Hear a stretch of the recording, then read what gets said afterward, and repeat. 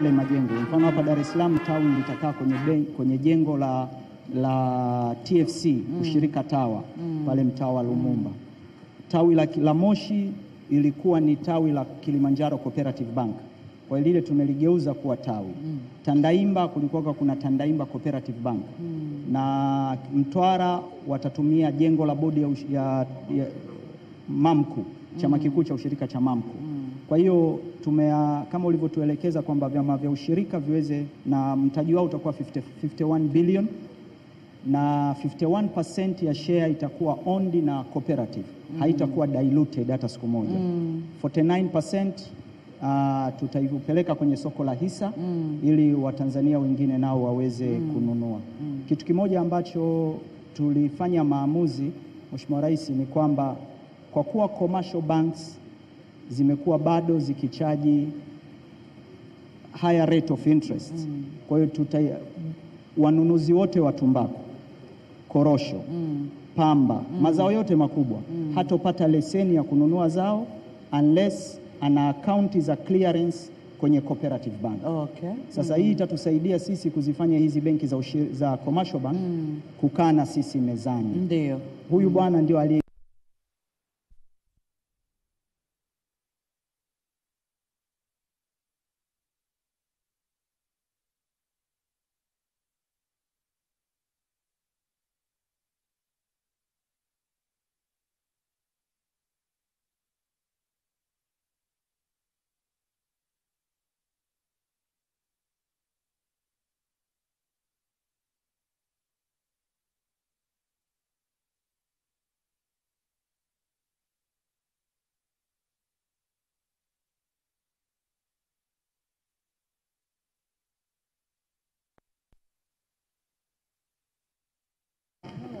hapa hao wanatokea Mara, ni chama cha ushirika wa Maku na zawadi zao walizopata.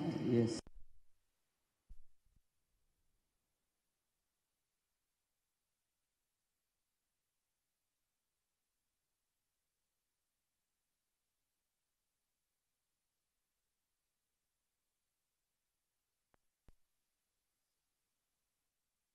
Ni cha Kagera. Hapa kuna vyama viwili na KBCU wako hapa.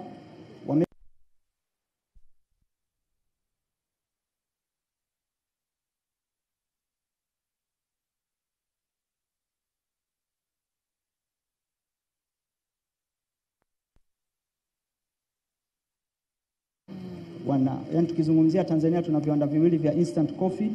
Kimoja ni cha ushirika ambacho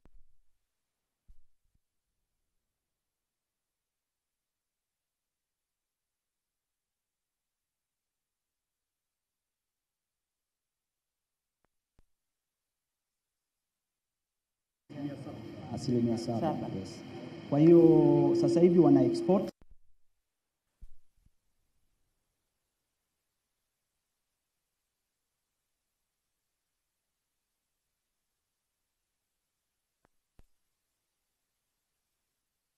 Mkulima anapeleka na wenyewe wanashiriki mnadani. Yes. They are profit making.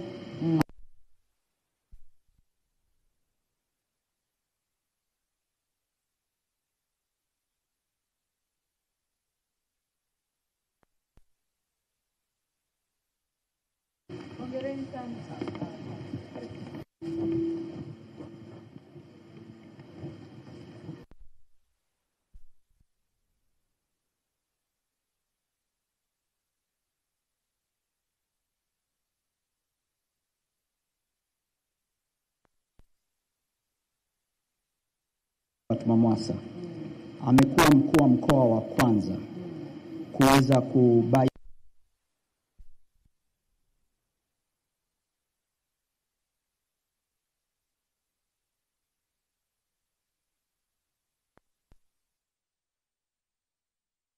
wameshaanza kulima, walitafuta ardhi kama mkoa, sisi kama wizara tukawasupport.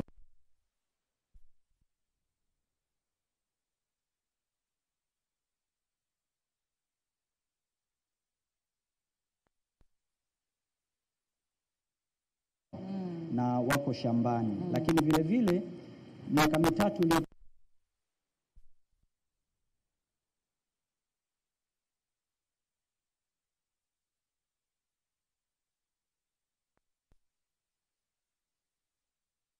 serikali kukumbatia, tuka involve private sector. Kwa hiyo sisi tumefanya utafiti, tunawaachia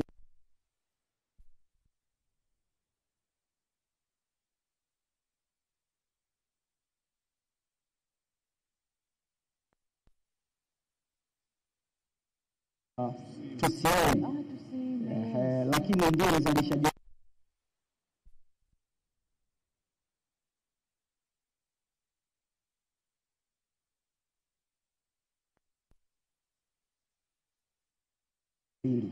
ndio maana tumeweza kufika uzalishaji huu tulionao sasa hivi. Kwa hiyo naomba nimkaribishe kidogo.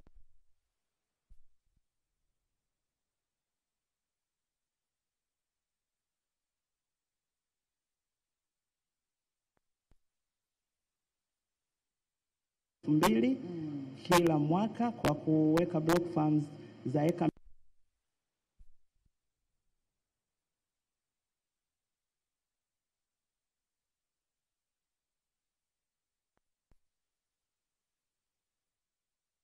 na mbegu bure miche na kila heka moja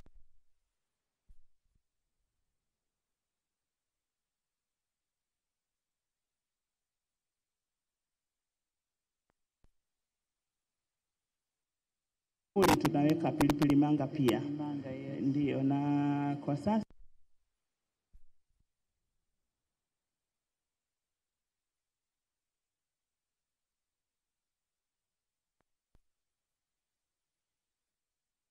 wakasema kama mkoa itakuwa kubwa sana kwetu. Kwa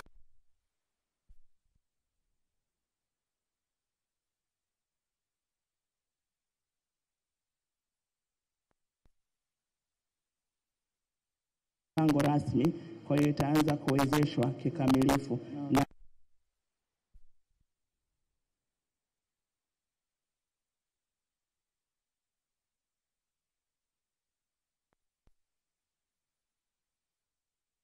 Na visema tayari, lakini wanaelewa pia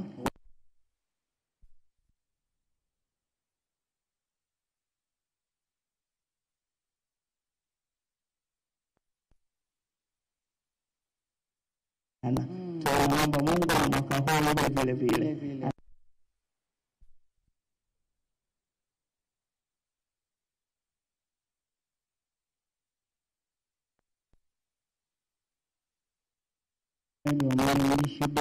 Mbona tunapokaa vizuri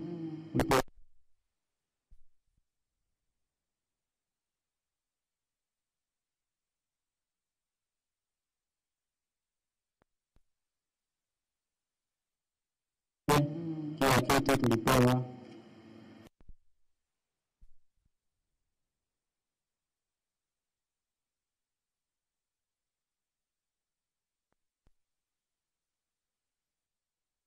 Haya bwana, muendelee vizuri.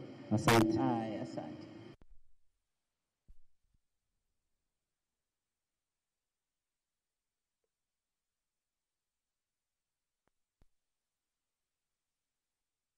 Na ekari moja tulipewa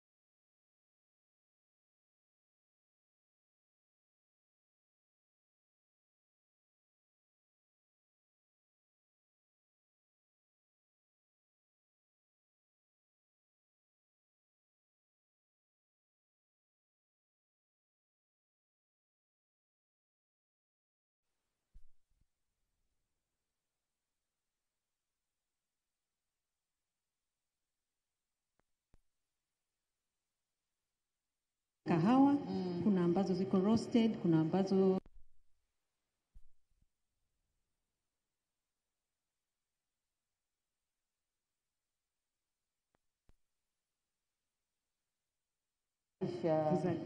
kutengeneza kahawa.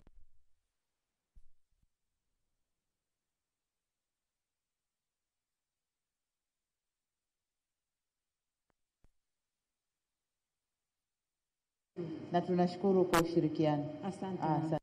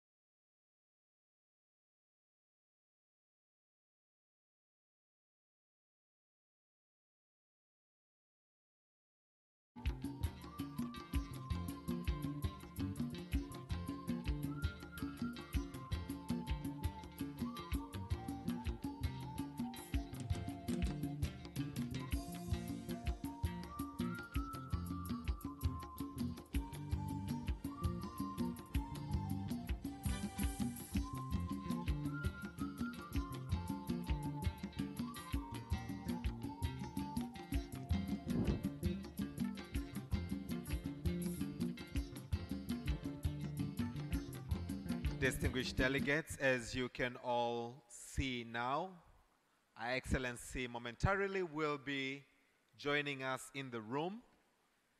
And as we can already see, honorable ambassadors and country representatives coming in, this is a sign, a direct sign that we will begin the program momentarily. As they will all be settled and ready to join in, the brass band will usher us on to welcoming the guests of honor into the room and lead us on to the anthems, as I mentioned earlier, to begin with that of Tanzania, the EAC community, the East Africa Community Anthem, and that of the African Union. This will start shortly.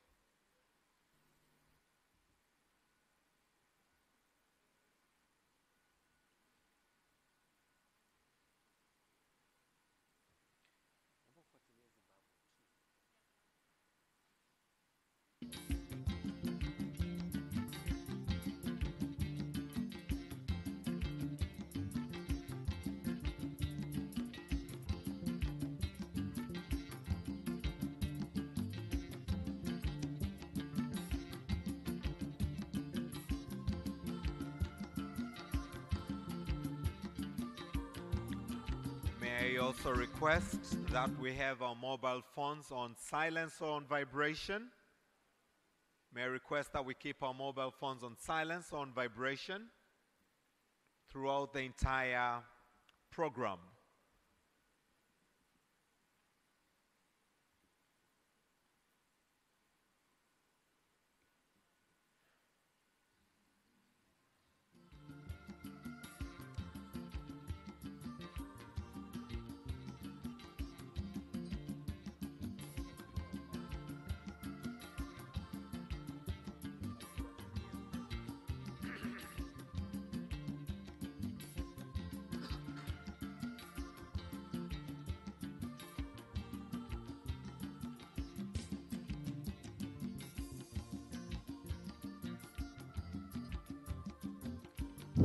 I still have a couple of us standing on the aisles. May I request that we take our seats?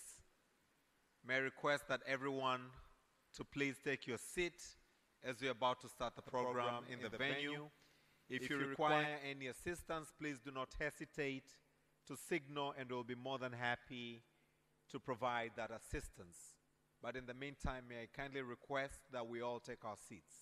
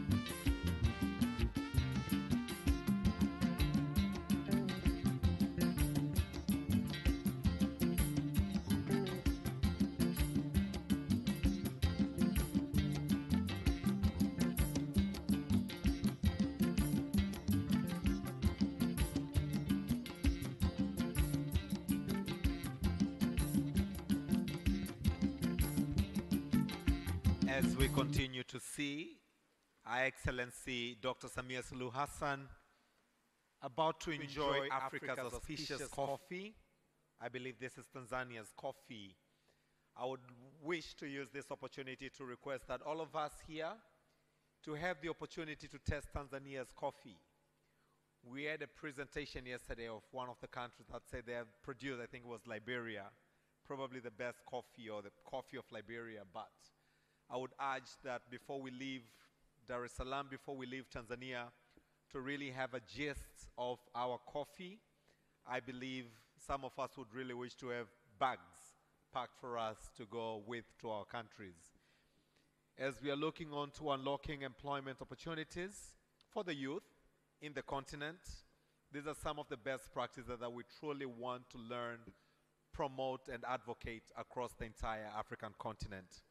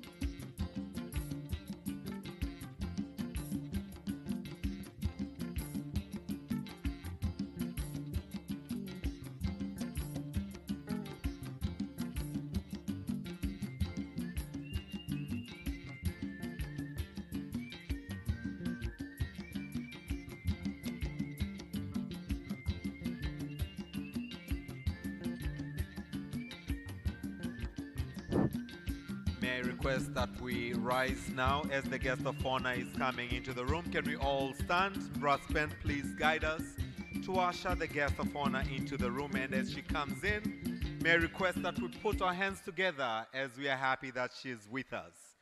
Can we all clap our hands?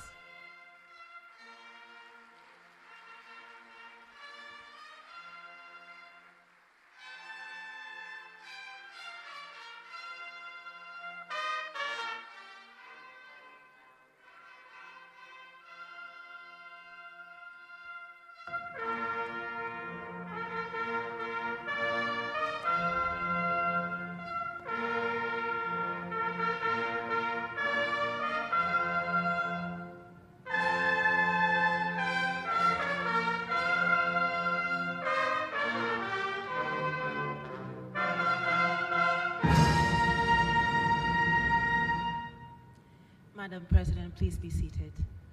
May we all please be seated.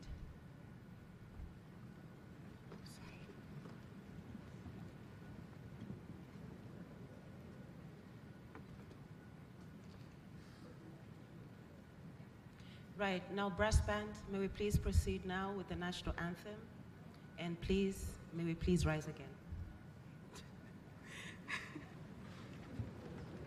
So we will start with the national anthem and then proceed to the EAC anthem and then the African Union anthem.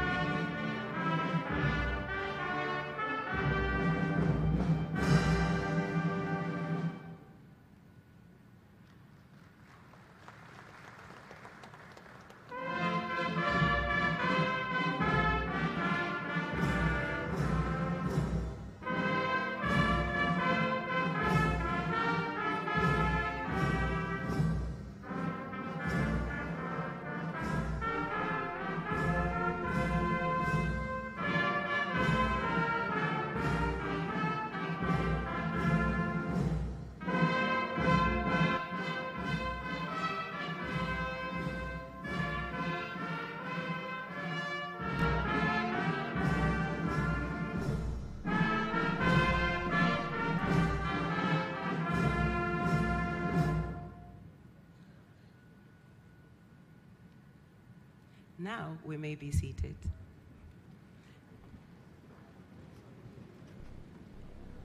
I would now like to welcome the religious leaders who are going to do our opening prayers for today, Prophet Samson and Share from Mufti's office.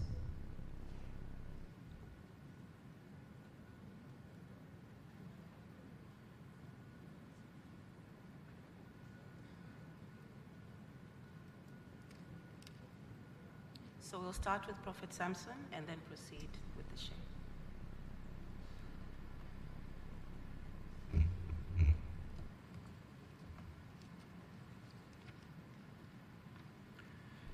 Mheshimiwa Dr. Samia Suluhu Hassan, Rais wa Jamhuri ya Muungano wa Tanzania na Amiri Jeshi Mkuu, waheshimiwa wawakilishi wote kutoka nchi zote wanaoshiriki katika mkutano huu, Mheshimiwa wawaziri wote kutoka nchi zote za Afrika wanaoshiriki katika mkutano huu, Mheshimiwa Dr. Tulia Ackson, mbunge, Spika wa Jamhuri ya Muungano wa Tanzania na Rais wa Muungano wa mabunge yote duniani IPU, waheshimiwa wabunge, Mheshimiwa Waziri Mstaafu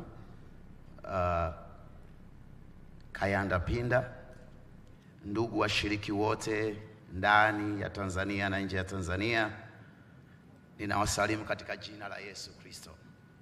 Amani ya Bwana wetu iwe pamoja nanyi. Waheshimiwa Rais na mgeni rasmi wa mkutano huu, kwanza kabisa nichukue nafasi hii kujitambulisha. Mimi naitwa Prophet Samuel Samson Loringa, mwangalizi wa kanisa la Omega, na viongozi wote, Mungu awabariki sana. Naomba kwa pamoja tuweze kuomba. Baba, katika jina la Yesu Kristo wa Nazareth mwanangu hai, Bwana Yesu, tunakushukuru kwa ajili ya mkutano huu mkuu ambao Mungu umeichagua nchi Tanzania na umeipa fursa nyingine nchi yetu ya amani, ambayo Mungu umetupa neema hii.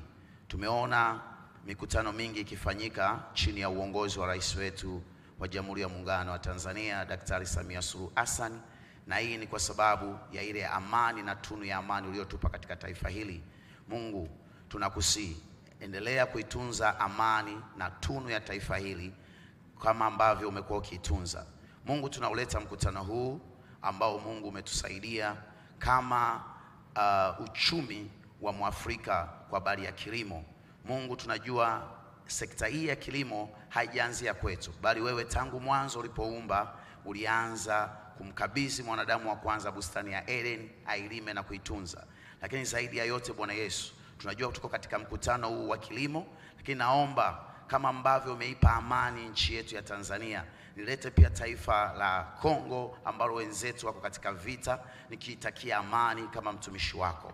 Mungu, ninakusihi achilia amani zaidi juu ya mataifa yote ya Afrika na viongozi wao ambao Mungu wanapitia changamoto za kukosa amani kama sisi ambavyo umetupa amani katika taifa letu. Baba, ninajua ya kuwa wewe unanisikia na kuheshimu maneno yale ninayotamka kinywani mwangu. Mungu, nakusihi ukayatazame maneno yangu, ukaendelee kuiweka Afrika katika amani, upendo, mshikamano, umoja, na hasa katika sekta hii ya kilimo. Mungu wangu na baba yangu, achilia hekima, maarifa na uchaji wa Mungu juu ya viongozi wote wa Afrika ili waweze kutuongoza vizuri. Lakini zaidi ya yote Mungu, ninakusihi, angalia taifa letu la Tanzania tukiwa katika mwaka huu wa 2025, ni mwaka wa uchaguzi. Tupe uchaguzi wa kweli, amani na haki, lakini zaidi utulivu mkubwa chini ya Rais wetu Daktari Samia Suluhu Hassan, ili tukafanya uchaguzi tusiwe kama mataifa mengine yalipoingia kwenye migogoro na nguvu zingine za vita wakati wa uchaguzi. Sisi tupe utulivu, amani, mshikamano, upendo na ushirikiano ili tuweze kumaliza uchaguzi huu vizuri. Baba, asante kwa ajili ya neema hii. Asante Bwana Yesu kwa ajili ya haya yote, nikiomba na kuamini katika jina la Baba na la Mwana na la Roho Mtakatifu. Amen. Asanteni sana.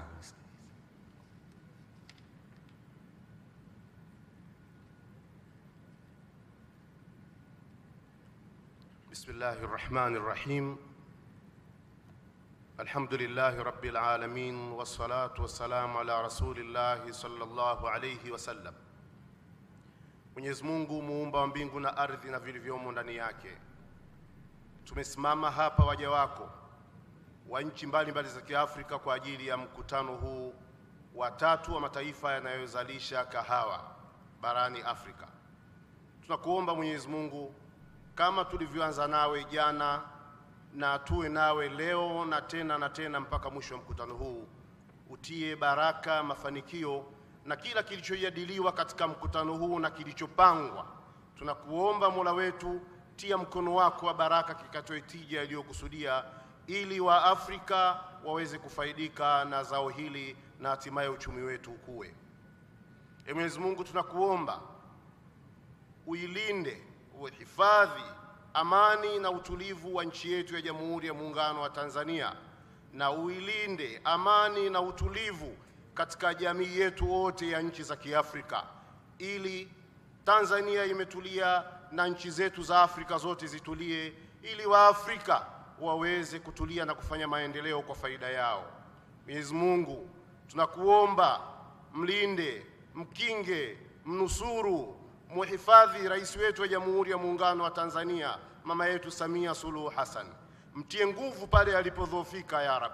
Muongoze pale ambapo hakuona, mutilie nuru pale ambapo pana giza, na pale ambapo anakosea msamehe, umtie nguvu aweze kutuongoza vizuri kama ambavyo anatuongoza, na hatimaye taifa hili liendelee kuwa ni taifa la amani, ustawi na maendeleo.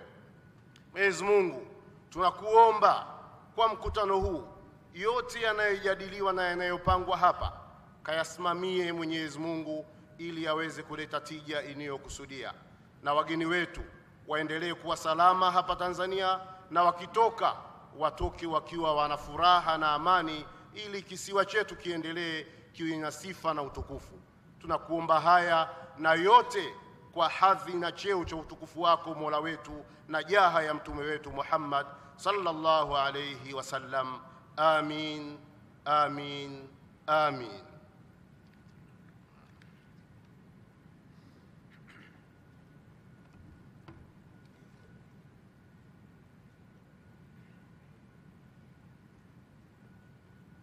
May I request that we put our hands together for religious leaders.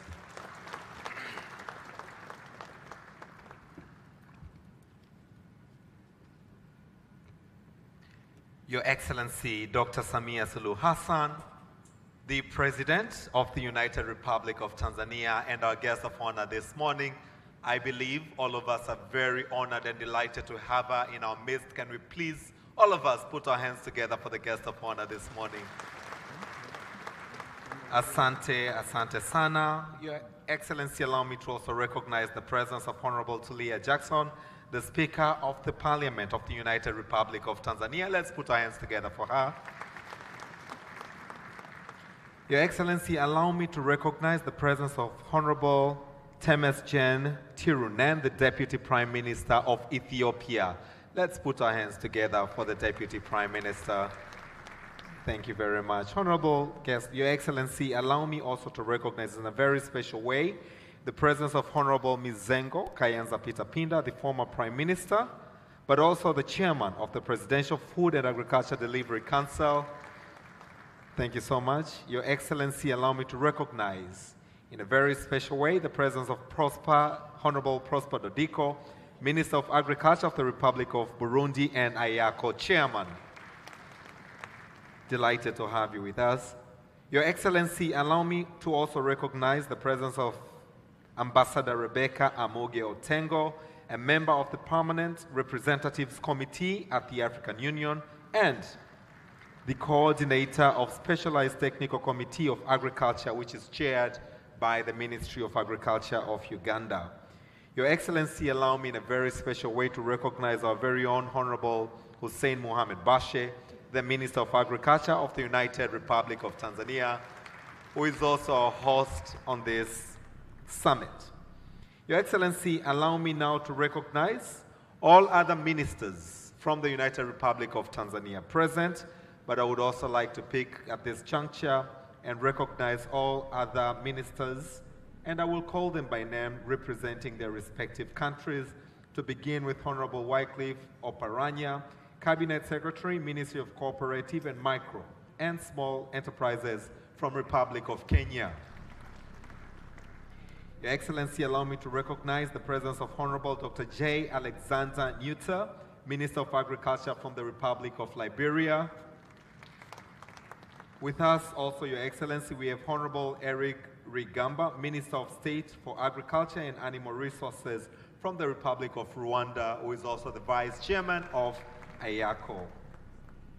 Your Excellency, allow me to recognize the presence of Honorable Kiakulaga Fred Bwino, Minister of Agriculture, Animal Industries and Fisheries from the Republic of Uganda. Delighted to have him with us. Your Excellency, allow me to recognize in a very special way the presence of Honorable Davis Marapira, Deputy Minister of Land, Agriculture, Fisheries, Water and Rural Development from the Republic of Zimbabwe. Your Excellency, allow me to recognize the presence of Mr. Anselm Gutson, the Secretary General, Coordinator Committee for Coffee and Cocoa Sector from Togo. Your Excellency, allow me to recognize the presence of His Excellency Ambassador Solomon Rotega, the Secretary General of IACO. Your Excellency, allow me to recognize the presence of His Excellency El Badwi Mohammed, Dean of the African Diplomatic Group, Ambassador of the Union of Comoros to the United Republic of Tanzania. But also at this juncture, allow me to recognize all Excellencies ambassadors present. I would also like to recognize in a very special way Honorable Albert Chalamila, the Regional Commissioner for Dar es Salaam region. Let's give him a round of applause. He's our host in the region, but also allow me, Your Excellency, to recognize the presence of all regional commissioners present. I would also like, Your Excellency, to allow me to recognize the presence of honorable members of parliament present. I would also like to recognize the presence of Mr. Gerard Mweli, the Permanent Secretary in the Ministry of Agriculture, recognizing all other permanent secretaries present. I would also like to recognize the presence of respective board chairs and board members from various boards under the Ministry of Agriculture. Your Excellency, allow me to recognize all heads of government agencies and public institutions present. I would also like to recognize all heads of the private sector present, distinguished representatives from various ministries present. As we are looking on to unlocking the youth opportunity in the coffee value chain, Your Excellency, allow me to also recognize the presence of all the young people, the youth who are here with us. Can all the youth in the room please clap your hands for the guest of honor? Your Excellency, we are also having a number of parliamentary committees. I would also like to recognize the chairs and the members of the parliamentary committees present with us this morning. I would also like to recognize and thank once again our religious leaders, members of the press, invited guests, ladies and gentlemen, Jamhuri ya Muungano wa Tanzania. Once again, allow me to say this is a coffee summit, and coffee is meant to give us the energy we need for the day. Jamhuri ya Muungano wa Tanzania. Your Excellency, this is the third G25 African Coffee Summit, which mirrors on unlocking employment opportunities for the youth through regeneration of the African coffee industry. This is the presidential summit, Your Excellency, and may it continue to please you that later on during the program, you lead us to witness the signing ceremony of the Dar es Salaam Declaration. Your Excellency, allow me now to invite Ambassador Solomon Rutege, the Secretary General of Inter-African Coffee Organization, for his opening statement, which will be followed by Honorable Prosper Dodiko, Chairman of IACO, and the Minister of Agriculture from Burundi. As we will start with Honorable Prosper Dodiko, Chairman of IACO, to be followed by Honorable Bashe. As he comes, please let's put our hands together for him. Karibu, karibu sana.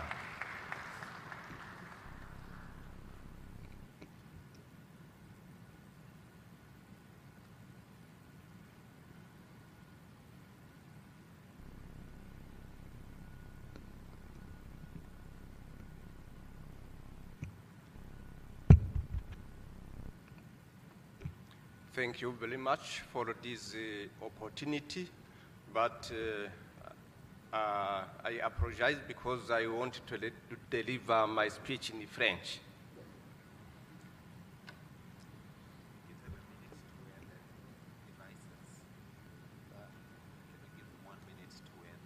Yes. We can take 1 minute to take the...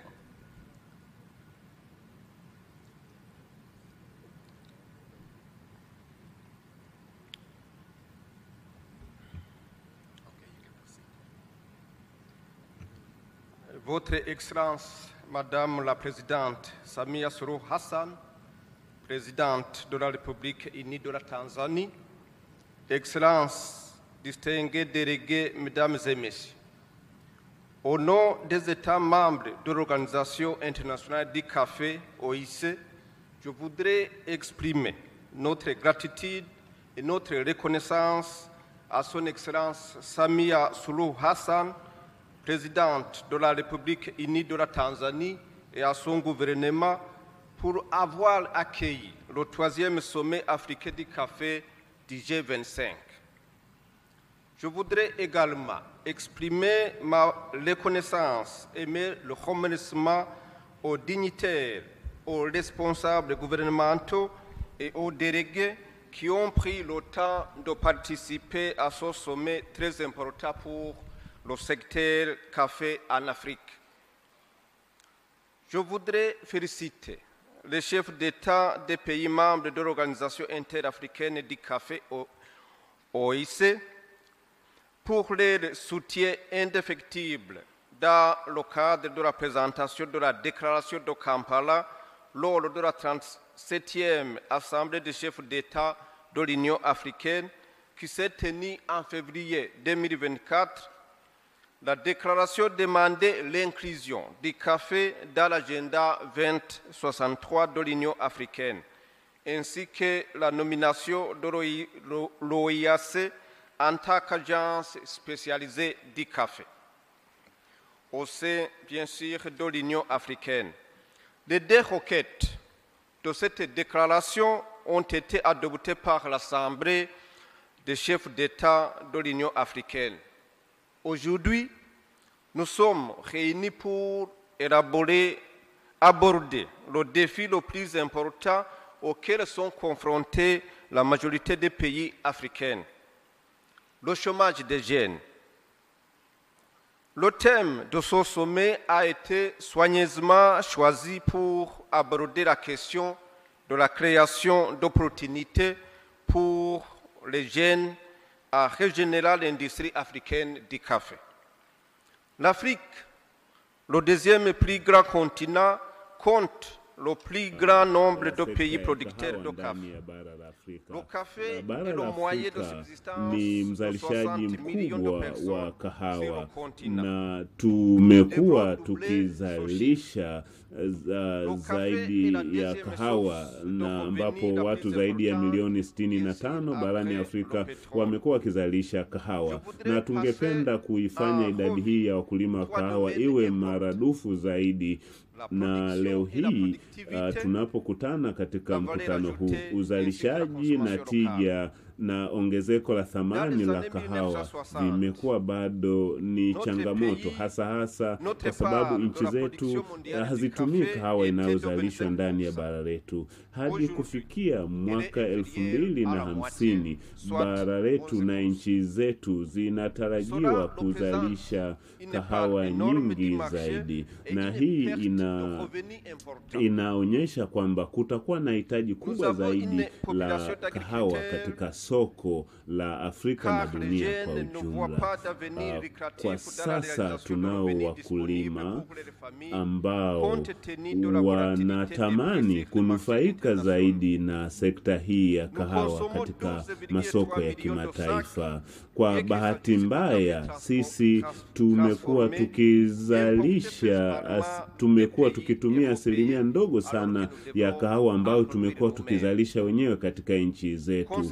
Kwa kwa sehemu kubwa kahawa yetu imekuwa ikiuzwa nje kama kahawa ghafi, na kahawa hiyo inarejeshwa kwenye nchi zetu na kununuliwa na sisi wenyewe. Na hata hivyo, kwa bahati mbaya, uuzaji wa kahawa nje ya nchi na uzalishaji wa kahawa umekuwa ukiporomoka kwa miaka mingi, na sababu mojawapo ya kuporomoka huko kwa uzalishaji wa kahawa ni pamoja na magonjwa, mabadiliko ya tabia nchi, changamoto zinazowakabili wakulima, lakini pia ukosefu wa masoko ya kahawa na kukosekana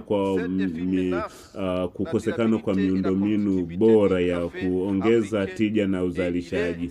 Na changamoto hizi zote zinaathiri uzalishaji wa kahawa Afrika, na ninatumaini ni jukumu letu sisi wote kwa pamoja kushughulikia changamoto hizi. Ningependa kubainisha changamoto kubwa ambazo zinawakabili wakulima wetu ni pamoja na bei ndogo ya kahawa, na hii inatokana na ukosefu wa masoko. Wakulima wetu hawafikii masoko moja kwa moja, lakini pia kumefanyika jitihada mbalimbali, na jitihada hizi zinaendelea kufanyika, lakini jambo la muhimu ni kuhakikisha tunavutia vijana na tunajielekeza zaidi katika kuwaongezea umahiri, kuvutia ajira zaidi kwa vijana, utawala bora na masuala ya ulinzi na amani. Vyote hivi vitawavutia vijana, lakini jambo la muhimu zaidi ni kwamba tunataka kuwa na mkataba wa kushirikiana, nchi wanachama kushirikiana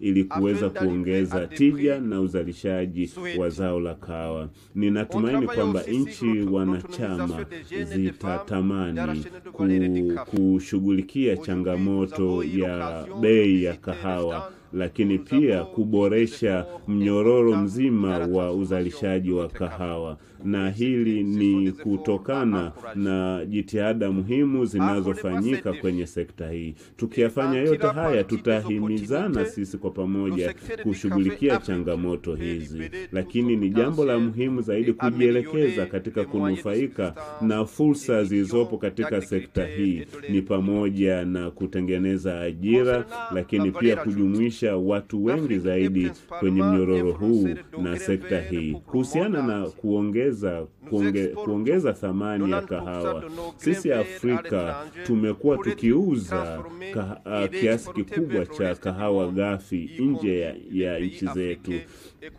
na tumekuwa tukiuza kahawa nyingi pasipo kuziongezea thamani. Kwa mfano, tulichonacho kwa sasa, tulichoweza kubaini ni kwamba katika uzalishaji wa kahawa tumekuwa na changamoto ya matumizi ya kahawa ndani ya nchi zetu, na ni jambo ambalo kila moja angetamani kujivunia matumizi ya kahawa ndani ya nchi zetu.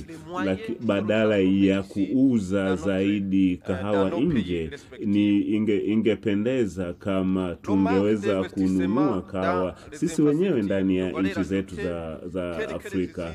Tunahitaji kuwekeza katika miundombinu ambayo itaongeza thamani ya kahawa, kama vile ufungashaji wa kahawa.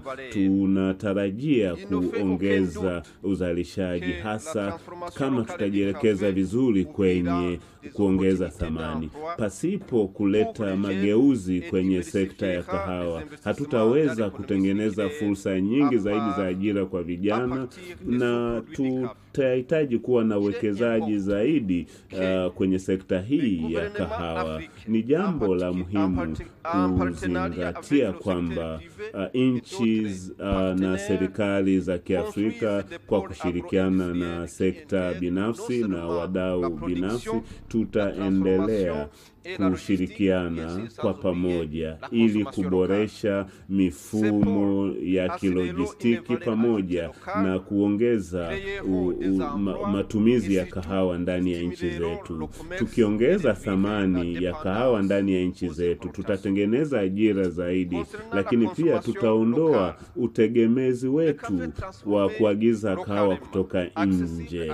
Kuhusiana na kahawa kutumika ndani ya nchi zetu, hii itafanya kwamba tukichakata kahawa ndani ya nchi zetu, tutaifanya kahawa inunulike na kutumika katika nchi zetu, na hivyo kuchochea uchumi wa nchi zetu za Kiafrika. Tunapenda kuzipongeza nchi zinazofanya hivyo. Tujifunze kwenye hizo nchi kama Brazil, Indonesia, ambazo zimewekeza zaidi katika kuchakata kahawa wao wenyewe. Sisi Afrika kwa bahati mbaya tunatumia zaidi ya nusu ya kahawa kutoka nje kuliko kile tunachokizalisha, na kiutamaduni inaonyesha kwamba sisi ni watumiaji wazuri wa kahawa, na tunaweza kujifunza kutoka Ethiopia ambao wao wamefanikiwa kuzalisha, lakini pia wanatumia kahawa. Tuna watu zaidi ya bilioni 1.5 Afrika ambao ni kiasi kikubwa na ni mtaji mkubwa, na tukiweza kutengeneza fursa nyingi za kahawa, fursa nyingi kupitia kahawa, tutanufaisha vijana wengi zaidi. Tusiagize sana kahawa kutoka nje, badala yake tuongeze thamani ya kahawa hiyo sisi wenyewe ndani ya bara la Afrika. Tunashukuru kwa uwepo wa mkataba wa eneo huru la biashara Afrika. Ninatumaini kwa kupitia AfCFTA tutaweza kuwalazimisha nchi za Kiafrika zinunue kahawa kutoka nchi jirani za Kiafrika badala ya kuagiza kutoka nje, na hili ni jambo la muhimu, na nadhani ni la lazima kwa nchi za Kiafrika kutumia kahawa inayozalishwa na nchi jirani ndani ya bara letu la Afrika. Lakini pia ningependa kusisitiza kwamba mkutano huu ni muhimu sana kwa sekta au kwa tasnia ya kahawa, ambapo tunajadili namna sekta hii inaweza kutengeneza ajira zaidi na kuwanufaisha vijana na wanawake wa Afrika. Tukio hili au mkutano huu ni muhimu zaidi katika kushughulikia changamoto zinazokabili sekta ya kahawa ndani ya bara letu la Afrika. Mkutano huu utatuwezesha kupata suluhisho za kudumu, na kila mmoja wetu aliyemo katika ukumbi huu ana mchango mkubwa wa kuchangia kukuza sekta hii. Na takieni majadiliano mema. Asante sana. Can we please extend another warm round of Naomba applause tumpigie makofi to Honorable Prosper Dodiko, Chairman of AYACO and the Minister of Agriculture from Burundi. Your Excellency, this being the third G25 African Coffee Summit, as I mentioned earlier, we are guided by the theme Unlocking Employment Opportunities for the Youth through Regeneration of the African Coffee Industry. Allow me now, without further ado, Your Excellency, to call the countries for the endorsement statement as they are representing the heads of state, to begin with the Republic of Kenya, to be followed by the Republic of Uganda. As Honorable Minister is coming, can we please put our hands together as he comes to the podium? Karibu sana.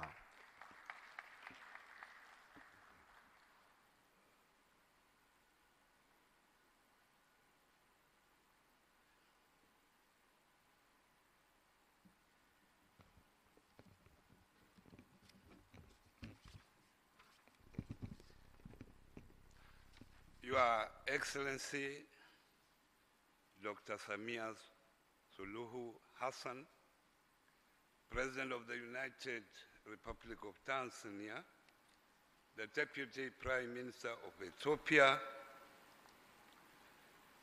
Honorable Hussein Pashe, the Minister for Agriculture of Tanzania, Honorable Minister for Agriculture from Burundi, who is the chair of AYACO, ministers from various countries of the G25, members of states, permanent secretaries, Ambassador Solomon Rutega, Secretary General of IACO, distinguished delegates, leaders of the coffee industry. Your Excellency, this is a speech from His Excellency Dr. William Samoei Ruto, the President of the Republic of Kenya and the Commander-in-Chief of the Defense Forces. And before I do so, he has conveyed greetings to you and from the people of Kenya. I read verbatim. It is an exciting moment to join the third G25 African Coffee Summit, a great gathering that is meant to discuss a matter that is very clear to all of us, coffee. As we say in my country, kahawa ni dola.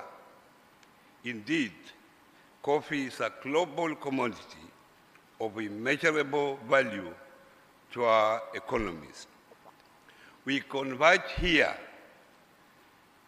as Africans, coffee-producing nations, to reaffirm our commitment to revitalize this vital subsector by seeking to develop strategies that will create employment opportunities for our youth and regenerate the African coffee industry. The theme of the summit, Unlocking Employment Opportunity for the Youth through Regeneration of the African Coffee Industry, speaks to the African Union Agenda of 2063 programs and youth development policies. Africa's youth population is our greatest asset, yet their participation in the coffee sector remains limited due to structural changes. Distinguished guests, ladies and gentlemen, the summit's theme aligns the Kenya bottom-up economic transformation agenda and national policies that we have developed to create innovative, attractive, and sustainable employment opportunities for the youth through the active engagement in the coffee subsector. Today, we take a bold step with a collective declaration that seeks to transform this industry into a hub of job creation, innovation, and prosperity. Africa's coffee industry has long been a cornerstone of our economies, supporting millions of livelihoods. However, despite producing some of the world's finest coffee, Africans account for an average of 11% of the global production and 12% of domestic consumption. We cannot allow this trend to continue. By 2030, we should endeavor to increase our share of global coffee production to 20% and boost domestic consumption to 30%, ensuring that more value is retained within our continent. To achieve this, regeneration of the coffee industry is required through value chain investment and embracing innovation that will revitalize coffee farming, processing, and trade. The commitment we make today will serve as a framework for action. Your Excellency and honorable ministers, Kenya, like many of our African counterparts, has a rich coffee heritage. Our high-quality Arabica coffee, known for its distinct acidity has positioned us among the leading producers. However, despite immense potential, the sector faces challenges just like other coffee-producing countries on the continent. These include aging farmers, low youth participation, climate change, and volatile markets. If we do not act now, we risk diminishing the very industry that has been the backbone of many of the rural economies. Your Excellency, fellow Africans, today we call to action that we must commit to here in Salaam is to work together as the African Union member states. The commitments we make today demand bold leadership, collaboration, and sustained investment. Governments must create enabling policies while the private sector, financial institutions, and development partners must join forces to drive innovation and sustainability. Most importantly, we must empower the youth to take charge of the industry by providing them with access to finance and technology, training, and opportunities along the entire coffee value chain. The declaration signed here will define the future of African coffee industry and, by extension, the economic empowerment of our people.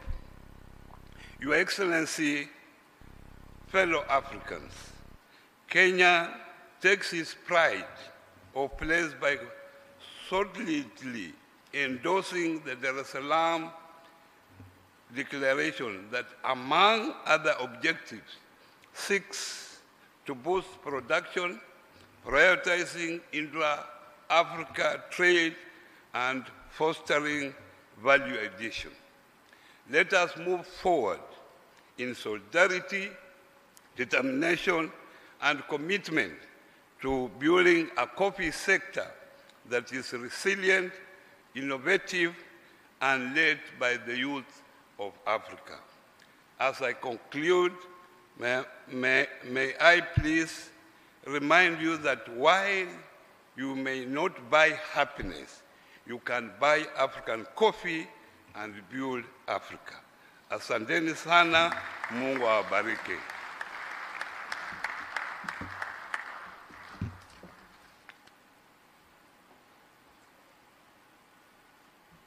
Thank you very much, Honorable Wycliffe A. Oparanya, who is the Cabinet Secretary, Ministry of Cooperatives and Micro, Small, and Medium Enterprises from the United Republic of Kenya. Asante sana. And now, Your Excellency, allow me to welcome Honorable Kyakulaga Fred Bwino, who is the Minister of Agriculture, Animal Industries and Fisheries from the Republic of Uganda, for his endorsement statement for the Dar es Salaam Declaration.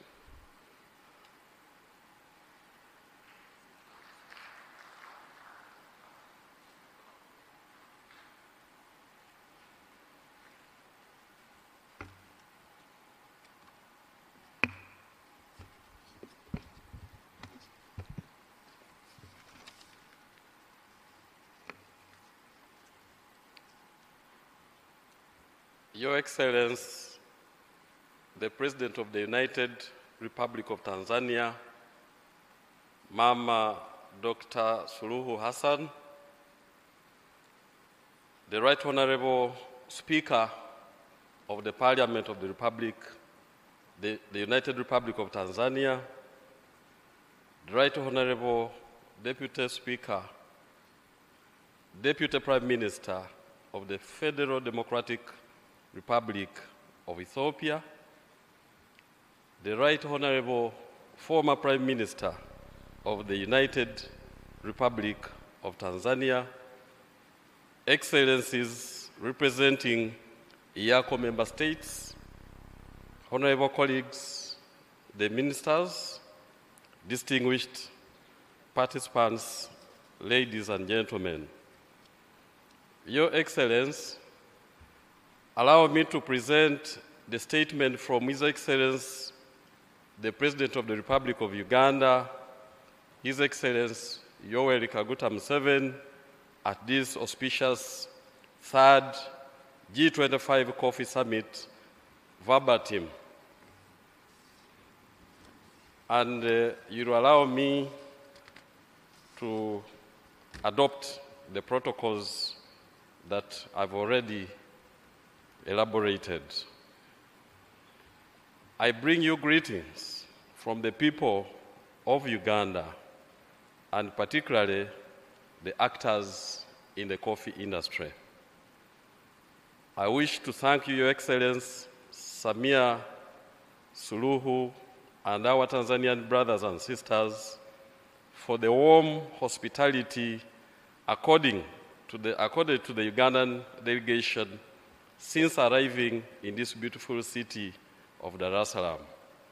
I also thank you for hosting us for this third G25 African Coffee Summit. Excellencies, coffee is a strategic commodity in many of our countries. It is vital for economic growth, foreign exchange earnings, and the livelihood of millions of our citizens involved in the enterprise at various stages of the coffee value chain. I thank the government of Tanzania for its continued commitment to advancing Africa's coffee industry. The convening of this summit in Tanzania is a testament to the country's dedication to promoting coffee as a strategic commodity for economic transformation across our continent. I also thank the Inter-Africa Coffee Organization, IACO, for their continued leadership in championing the cause of the African coffee. You will recall that in August 2023, Uganda hosted the second G25 Africa Coffee Summit in Kampala.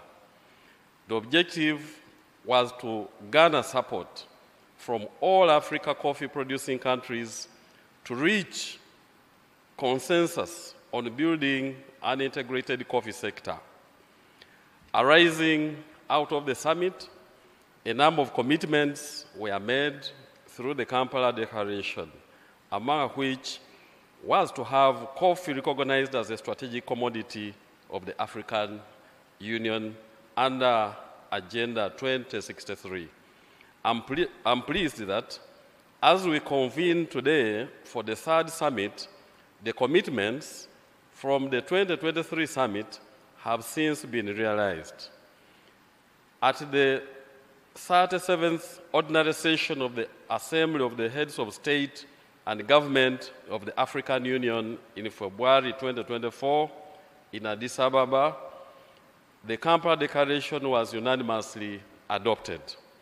As we gather today in Dar es Salaam, we must build on the momentum generated in Kampala.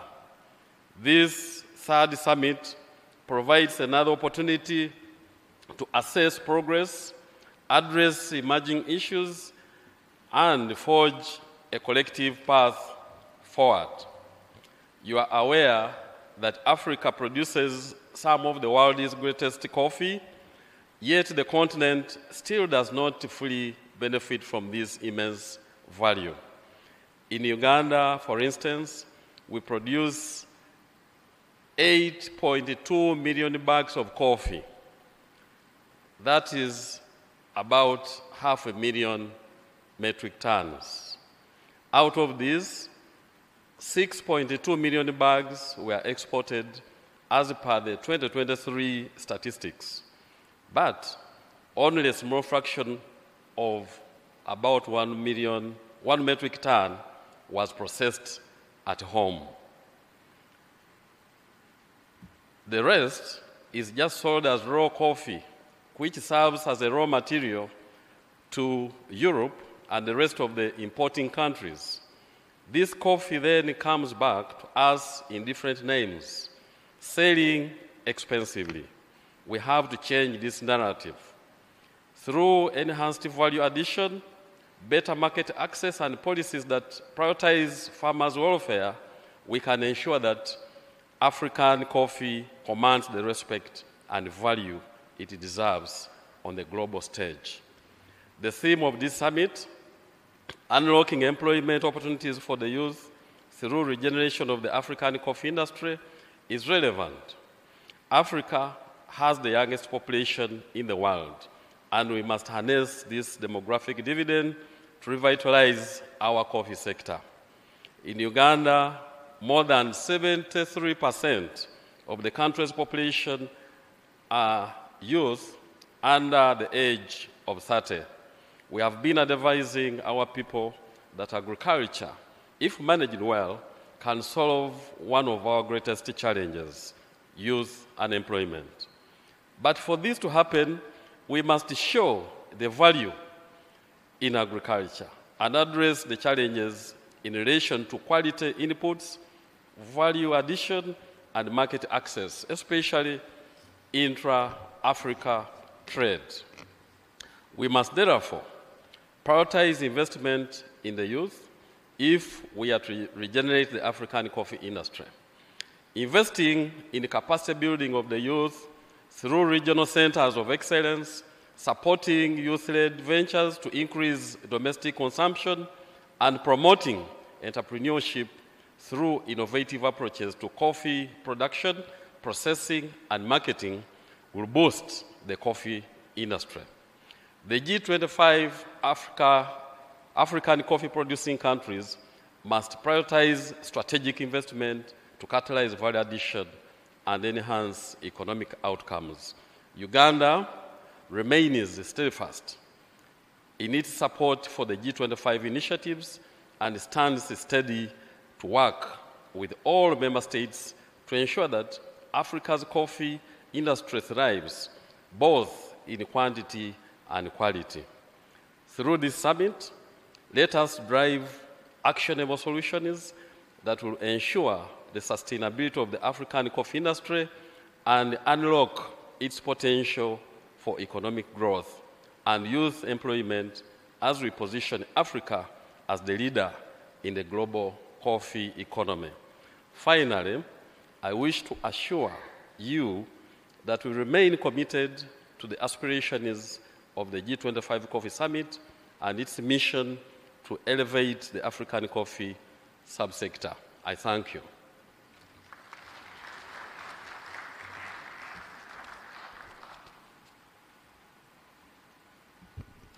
Can we please extend another round of applause to Honorable Kyakulaga Fred Bwino of the Republic of Uganda for your endorsement statement on the Dar es Salaam Declaration, Your Excellency. Allow me now to invite Honorable Eric Rigamba, Minister of State for Agriculture and Animal Resources of the Republic of Rwanda, for the endorsement statement of the Dar es Salaam Declaration, to be followed by that of Togo. As he comes, let's give him a warm round of applause.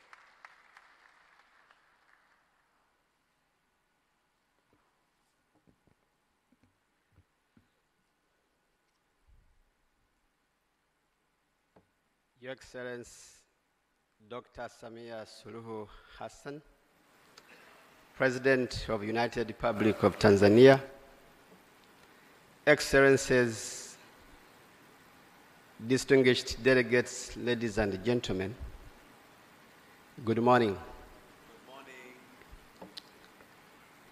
I stand here on behalf of His Excellency Paul Kagame, the President of the Republic of Uganda. I wish to bring warm greetings from the people of Rwanda, and I would like to add my voice thanking you, Your Excellency, Dr. Samia SULUHU Hassan, and the government of the United Republic of Tanzania for hosting the third G25 African Coffee Summit. Since we arrived, We are treated like brothers and sisters. People are very warm everywhere we go, and the experience is very remarkable.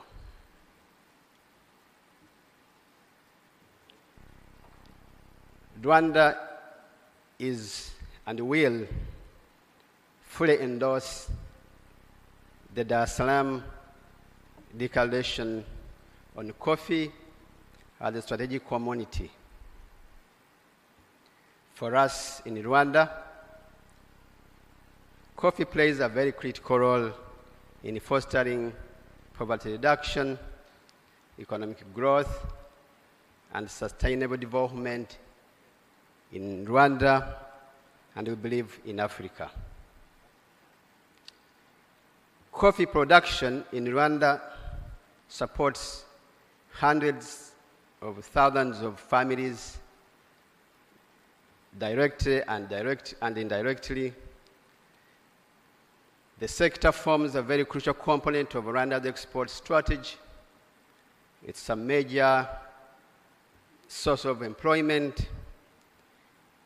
It plays a very critical role in terms of job creation. And so the sector is very critical. We want to acknowledge the strategic value of this sector. And as a country, we remain committed and we aim to strengthen various policies, strategies, programs that we encourage all of us to try to deal with the challenges the sector is facing and be able to optimize the opportunities it offers. As the government of Rwanda, we want to reiterate our commitment to do all it takes to encourage more investments in the sector, promote research and innovation. We want to put all efforts to increase production and productivity and the value to the actors in the sector.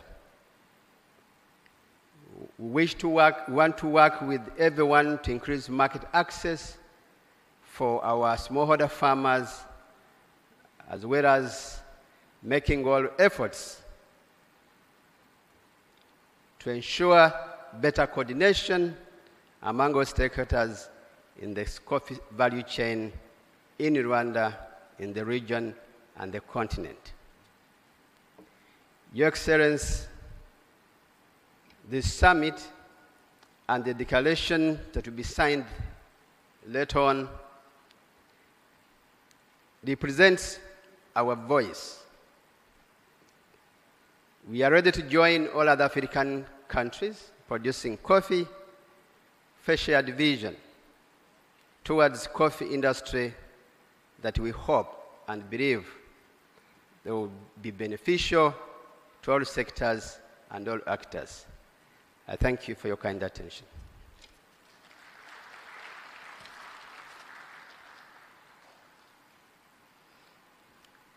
Thank you very much, Honorable Eric Rugamba, Minister of State for Agriculture and Animal Resources.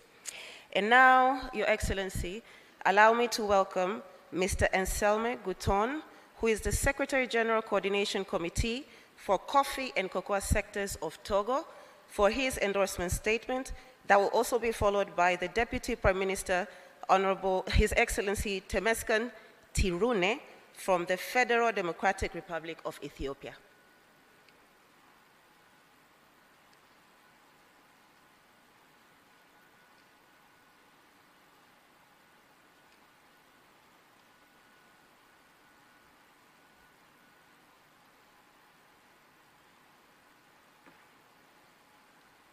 I want to talk in French.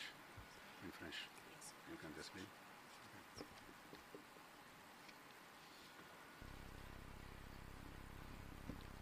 Thank you, Nancy.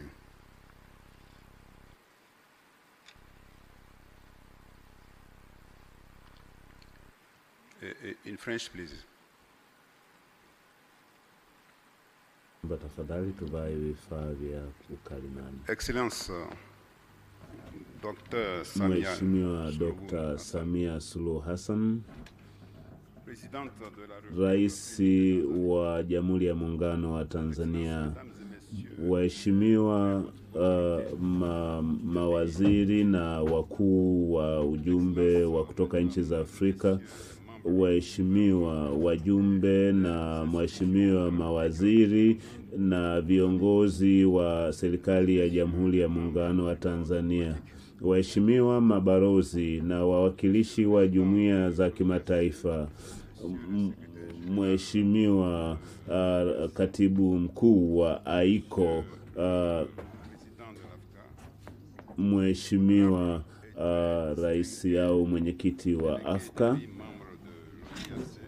waheshimiwa wajumbe wa AICO, waheshimiwa mawaziri na wajumbe waalikwa, itifaki zote zikiwa zimezingatiwa.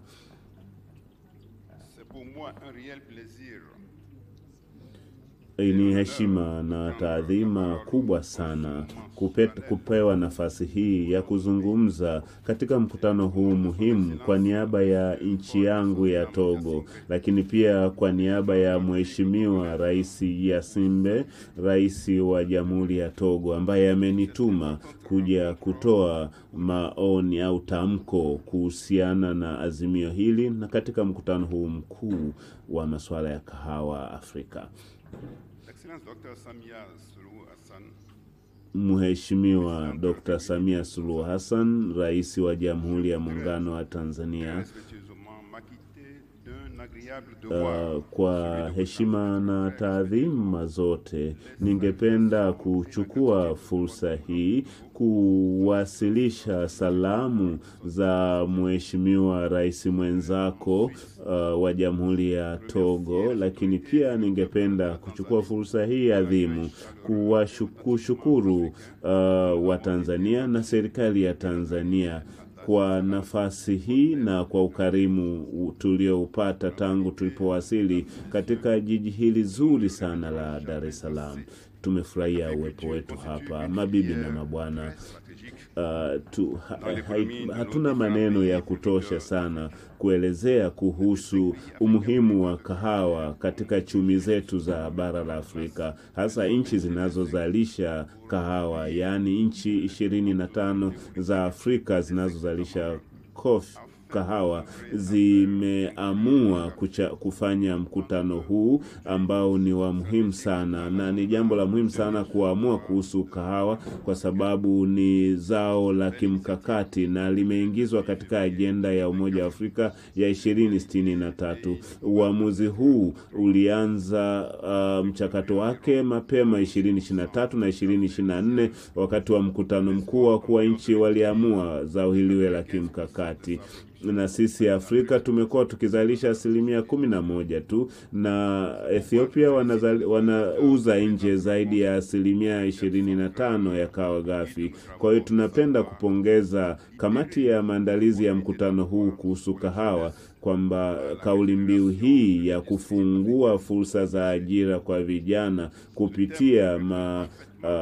kupitia mapinduzi ya sekta ya kahawa ni kauli mbiu muhimu kwa ajili ya kushughulikia changamoto zinazokabili sekta ya kahawa Afrika, kwa sababu tunalenga zaidi kutengeneza fursa kwa wanawake na vijana, na pia tunajadili changamoto zinazokabili bara letu kuhusiana na matumizi ya kahawa. Mheshimiwa Rais Samia Suluhu Hassan, Rais wa Jamhuri ya Muungano wa Tanzania, waheshimiwa mawaziri, wajumbe wa mkutano huu pamoja na nchi wanachama wa AICO, mwaka 2020 Togo tulianzisha mpango mkakati unaolenga kuongeza thamani katika mazao ya kilimo na kahawa ikiwa miongoni mwa mazao hayo. Na kwa sasa tumeandaa mpango mkakati kwa ajili ya sekta ya kahawa kwa kushirikisha wadau mbalimbali pamoja na serikali. Na tumekuwa na mpango wetu huu ambao tunatarajia tutaanza kupata matokeo mazuri mwaka 2030, na tukilenga zaidi kuongeza thamani ya kahawa lakini pia kulinda mazingira ili uzalishaji wa kahawa usiathiriwe, lakini pia tunajielekeza namna ya kuongeza thamani ya kahawa na kutengeneza mazingira bora ya kimasoko kwa ajili ya kahawa na kuweza kuongeza thamani ya kahawa kwa kupitia wazalishaji wa ndani kabla haijauzwa nje. Lakini pia tumekuwa na jitihada mbalimbali tulizozianzisha za kuhusisha teknolojia katika uzalishaji. Mwaka 2024 tumeandaa miongozo inayowasimamia wadau wote wa sekta ya kahawa katika nchi yetu ili waweze kusimamia vizuri uzalishaji. Na uchakataji wa kahawa ulianza mwaka 2020 na tumekuwa na viwanda vidogo ambavyo vinachakata kahawa ambayo imeshakaangwa, na tunalenga zaidi kuongeza au kuboresha kwa kiwango kikubwa ubora na matumizi ya kahawa ndani ya nchi yetu. Sehemu kubwa ya kahawa inayozalishwa ndani ya nchi yetu iliwe au itumike na wananchi wa Togo. Kwa kuhitimisha hotuba yangu, napenda kueleza kwamba tunapaswa kuwa na dhamira thabiti kuimarisha sekta hii, na nchi yetu imedhamiria na inaahidi kutekeleza majukumu mbalimbali ya kusimamia maendeleo katika sekta ya kahawa, na ninatumaini kwa pamoja tukishirikiana kwa maana ya nchi 25 zinazozalisha kahawa tunaweza tukafanikiwa. Napenda kumshukuru Mheshimiwa Rais Dr. Samia Suluhu Hassan, Rais wa Jamhuri ya Muungano wa Tanzania, na ninyi nyote kwa kunisikiliza. Asanteni sana.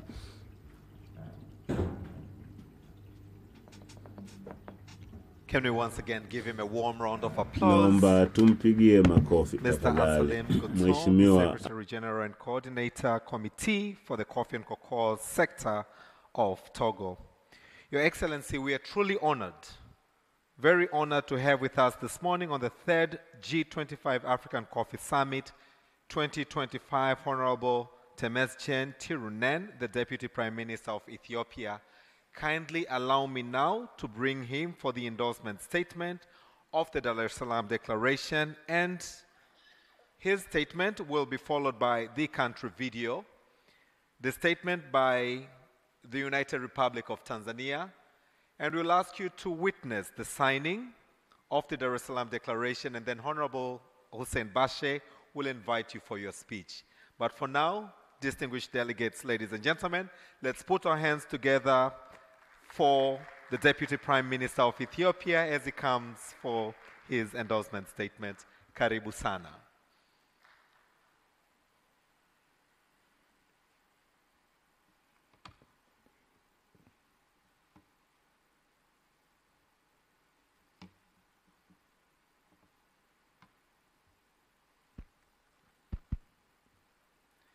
Your Excellency, President Samia Suluhu Hassan, President of the United Republic of Tanzania, Excellencies, Head of Delegations of G25 African Coffee Production Countries, Your Excellency, Ambassador Solomon Rittiga, Secretary General of Inter-Africa Coffee Organization, IACO, Excellencies, Ministers, Honorable Ambassadors, and representatives of intergovernmental organizations, distinguished invited guests, ladies and gentlemen. As an Ethiopian, I take coffee very seriously. It is in our history, our culture, even our bloodstream. In fact, legend has it that an Ethiopian goat discovered coffee when it started jumping around like it had just won the lottery after nibbling on some coffee cherries. Now, that goat may not have known it at the time, but it sparked an entire global industry. I am truly honored to be here and extend my deepest gratitude to the people and government of Tanzania for the warm welcome. I bring you greeting from the birthplace of coffee. I am delighted to take part in this conference as we deliberate on how to make coffee a key driver of Africa's economic growth. I particularly commend the government of Tanzania, the Inter-African Coffee Organization, and all stakeholders who have made this event a success. For Ethiopia, this year's G25 African Coffee Summit is special for two reasons. First, we meet just after the 38th African Union Assembly, where our leaders committed more than ever before to realize Agenda 2063, our collective vision for a prosperous and self-reliant Africa. Second, this summit comes at a time when Ethiopian coffee is reaching new heights in global exports. It is a moment of opportunity. Excellencies, Ethiopia is Africa's leading coffee producer and ranks third in the world. Yet, like all of you, we face significant challenges: climate change, price fluctuation, shifting global regulations. The question before us is simple. How do we ensure African nations are the primary beneficiaries of African coffee? I am encouraged by the progress we have made. For the first time, coffee has been recognized as a strategic commodity in African Union Agenda 2063. We have also successfully established IACO as a specialized agency of the African Union, but this is just the beginning. Now we must focus on mobilizing resources for projects that enhance production, promote domestic consumption, and strengthen intra-African trade, particularly through IFCFTA. Excellencies, this summit is also a platform to share best practices. In Ethiopia, we have made great stride, earning $1.43 billion from exporting 300,000 metric tons of coffee last year alone. Let me highlight a few lessons from our experience. First, policy performance matter. We introduced new regulations that empower farmers and boost national revenue. In the past 5 years, Ethiopia has planted 8.5 billion improved coffee seedlings, a commitment to sustaining production and building a climate-resilient future. Second, sustainability is non-negotiable. We are proud to maintain deforestation-free supply chain and implement sustainable forest management practices. These efforts are not just good for environment. These efforts are not just good for environment. They also strengthen Ethiopia's position in global markets, ensuring compliance with new regulations like the European Union's deforestation regulation and corporate sustainability due diligence directive. Third, partnerships drive success. Our work with international partners such as the Italian Agency for Development Cooperation, UNIDO, has de-risked investment in Ethiopia's coffee sector, allowing us to produce some of the finest coffee in the world. But perhaps one of the most overlooked advantages is our culture and coffee consumption. In Ethiopia, we drink half of what we produce, which not only fuels our mornings but also keeps our coffee sector competitive at home and abroad. Excellencies, the road ahead is clear. Africa must invest in the coffee industry. We must add value, create jobs, and expand our global market share. Most importantly, we must work together, governments, private sector players, and international partners to transform African coffee from a commodity into a powerful economic engine. I want to assure Ethiopia stands ready to turn the outcomes of this summit into concrete actions, because at the end of the day, coffee is not just a drink. It is our history, our culture, and if we do this right, our future. As we move forward, let us submit to translating our discussions into action, building a more sustainable, competitive, and prosperous Africa coffee industry. The potential is immense, and together we can ensure that Africa reaps the full benefit of its coffee sector. Ethiopia remains dedicated to this shared vision, and I look forward to a continued collaboration with all of you. Excellencies, at last, as previously stated, Ethiopia is renowned as the birthplace of coffee and stands the largest coffee producer on the continent Africa.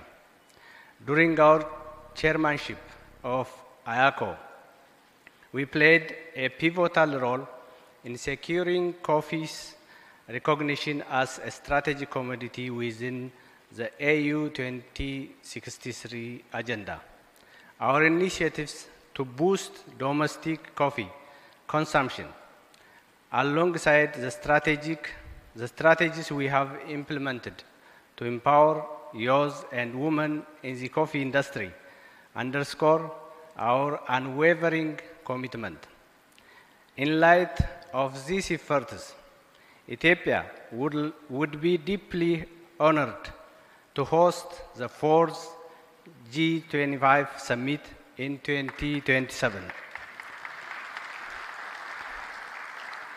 And it respectfully seeks the endorsement of member states for this proposal.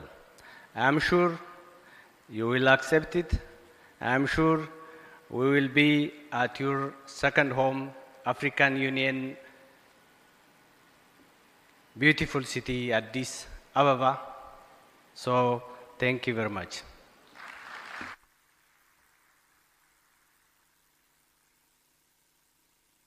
Thank you very much. Thank you very much. Hello? Thank you very much, Deputy Prime Minister, and I do hope that the countries have heard that call and that hopefully we can look forward to the 4th G25 Africa Coffee Summit in Ethiopia next year. And now, Your Excellency, ladies and gentlemen, before we receive the endorsement statement from the Minister of Agriculture, Tanzania, Honorable Hussein Mohamed Bashe, we would love for you to focus on the screen as we play a country video.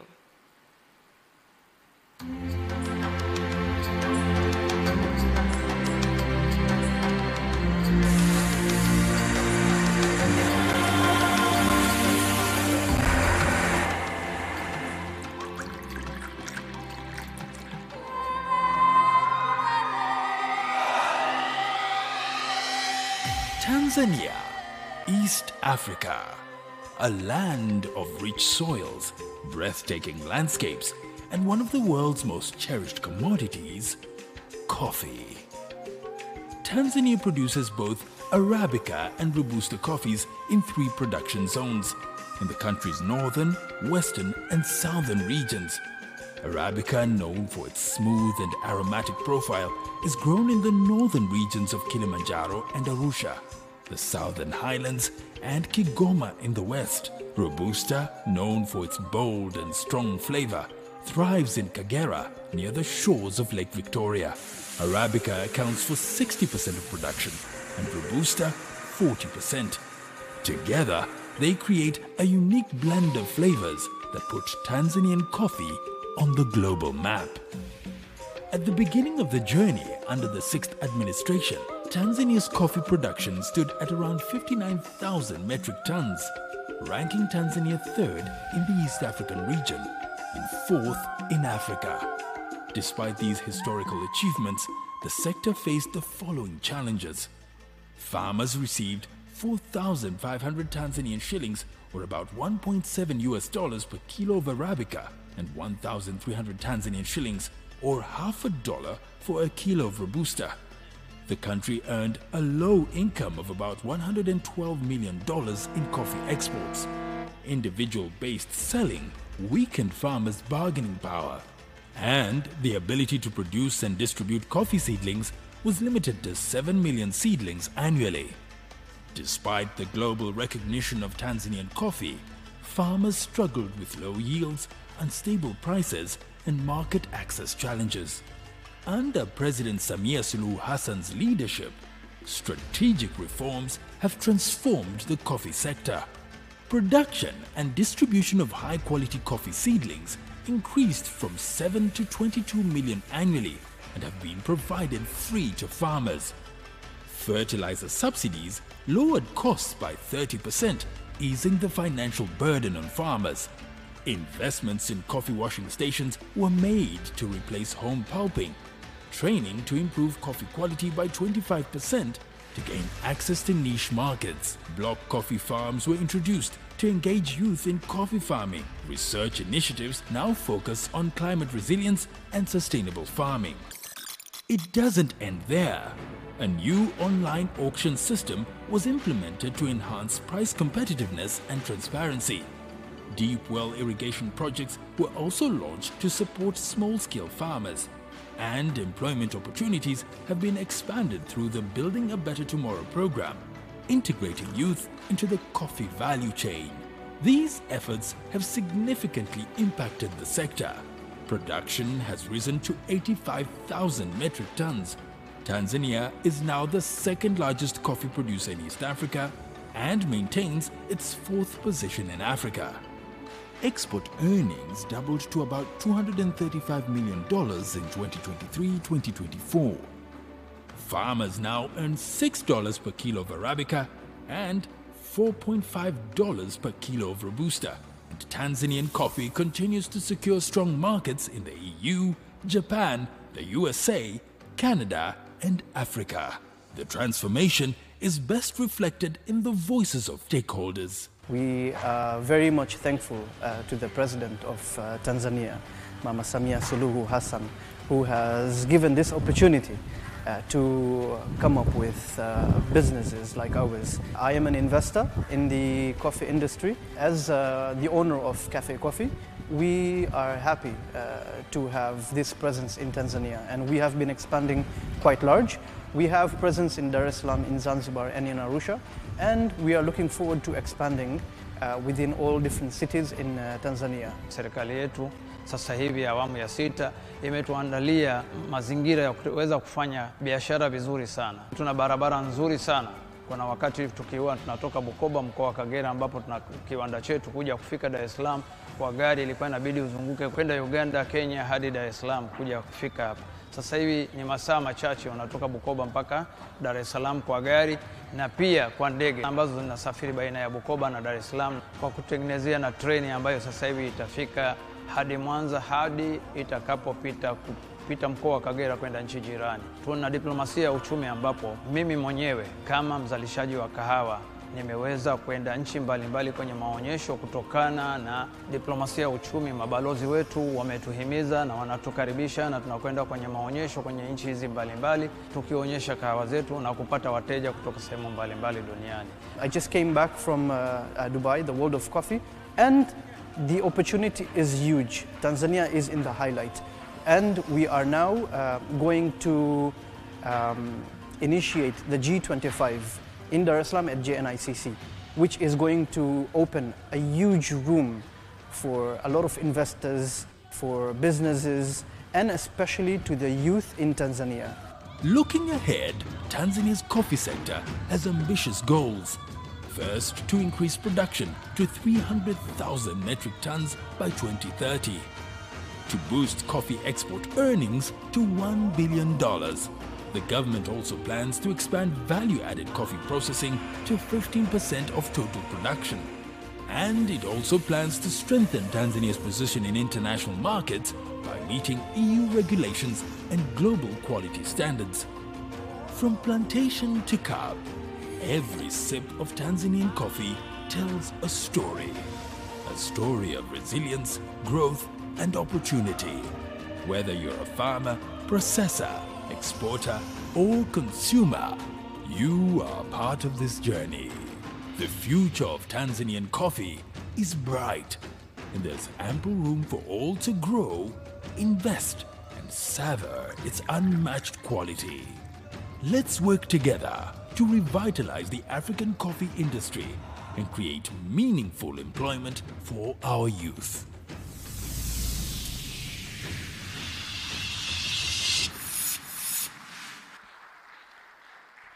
Asante, asante sana.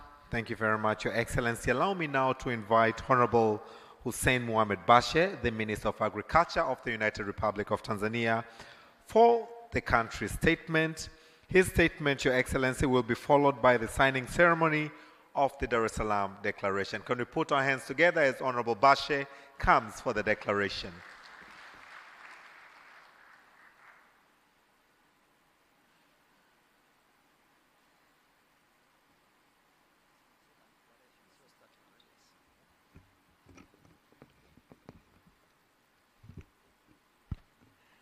Your Excellency, the President of the United Republic of Tanzania, Dr. Samia Suluhu Hassan, Your Excellency, the Deputy Prime Minister of the Republic of Ethiopia, my colleagues, Ministers of Agriculture from G25 and the government representative, I will not have a statement. Tanzania endorses the declaration. That will be my short statement. I'm here just to read the third G25 African Coffee Summit. Your Excellency, in brief, yesterday we had a long discussion among African G25 countries, and we had come up with our declaration, which I will read in front of you, and that will be signed. And after that, I will invite you for the closing of the summit. Dar es Salaam Declaration, third G25 African Coffee Summit, 21st to 22nd February 2025, held in Dar es Salaam, United Republic of Tanzania. We, the heads of the state and government of the 25 African coffee producing countries, convened for the third edition of the G25 African Coffee Summit in Dar es Salaam, Tanzania, on 22nd of February 2025, under the theme Unlocking Employment Opportunity for Youth through Regeneration of the African Coffee Industry.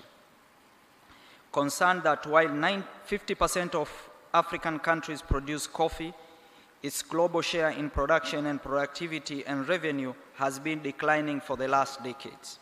Mindful that 90% of African coffee is exported in raw form due to lack of adequate processing and roasting plants on the continent. Considering that Africa, with a total population of 1.5 billion, has the youngest population in the world, about 70% below the age of 30, with a high level of unemployment.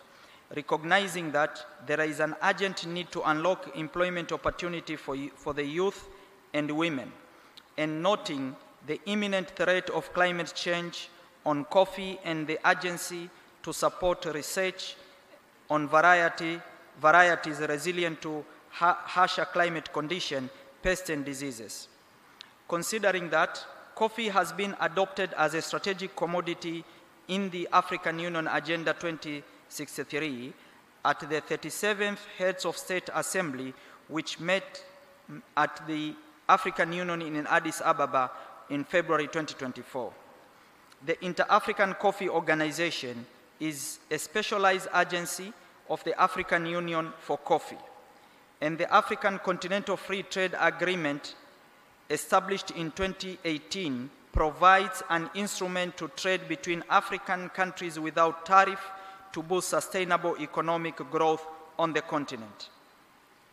Agreed to: 1.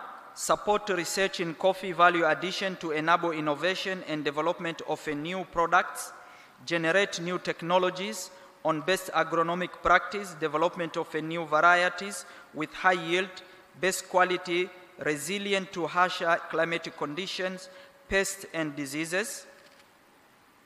2. Support investment in value addition of coffee and its product and promote domestic coffee consumption. Have at least 50% of African coffee production roasted and traded inside the continent by 2035. Innovate and adopt new technology tools in the coffee value chain.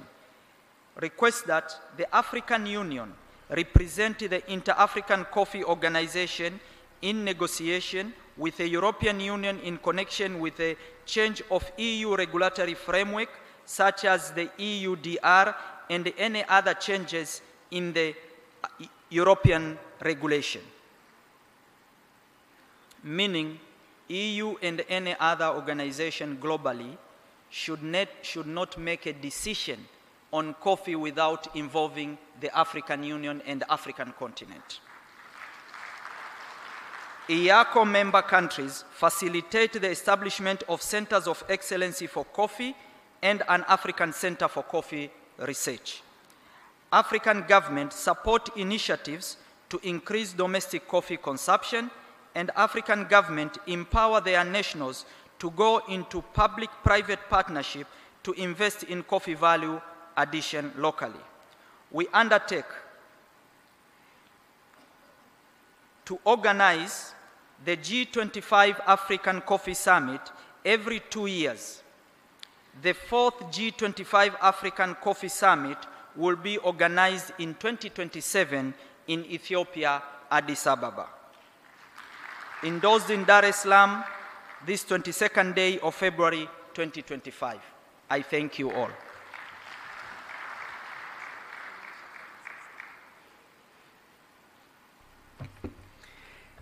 As it has been read, we have all been represented. I believe a bigger round of applause would do. Can we once again put our hands together? Your Excellency, allow me now to invite for the signing ceremony, as you are to witness, Honorable Prosper Dodiko, the Chairman of IACO and the Minister of Agriculture from Burundi. As he comes, let's put our hands together for him. After the signing, I will request that the brass band will also receive as we witness the signing. Excellency, distinguished delegates, ladies and gentlemen, what we are witnessing right now is Honorable Hussein Bashe, the Minister of Agriculture, and Honorable Prosper Dodiko, the Chairman of IACO, signing the Dar es Salaam Declaration.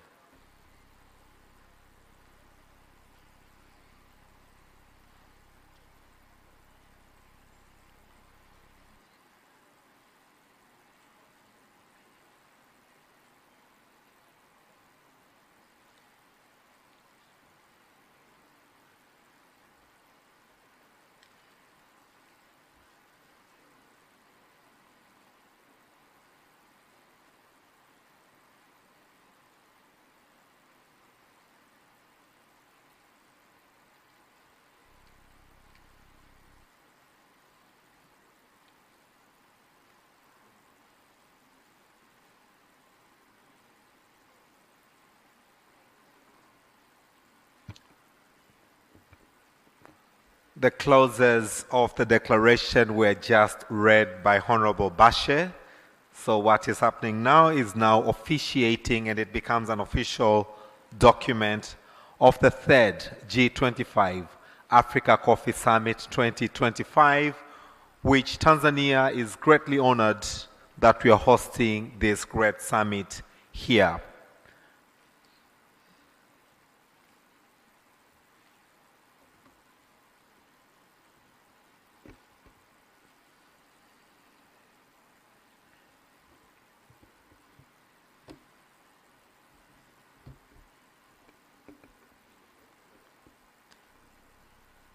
Can we all please put our hands together?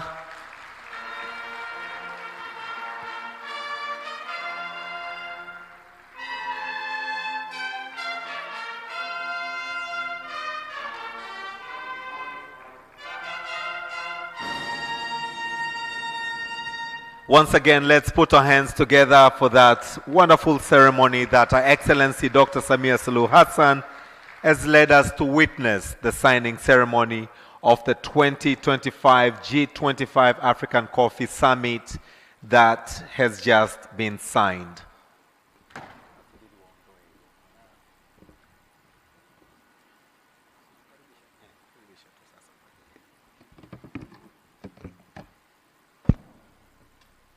Your Excellency, the President of United Republic of Tanzania, without wasting much of your time, we thank you very much for the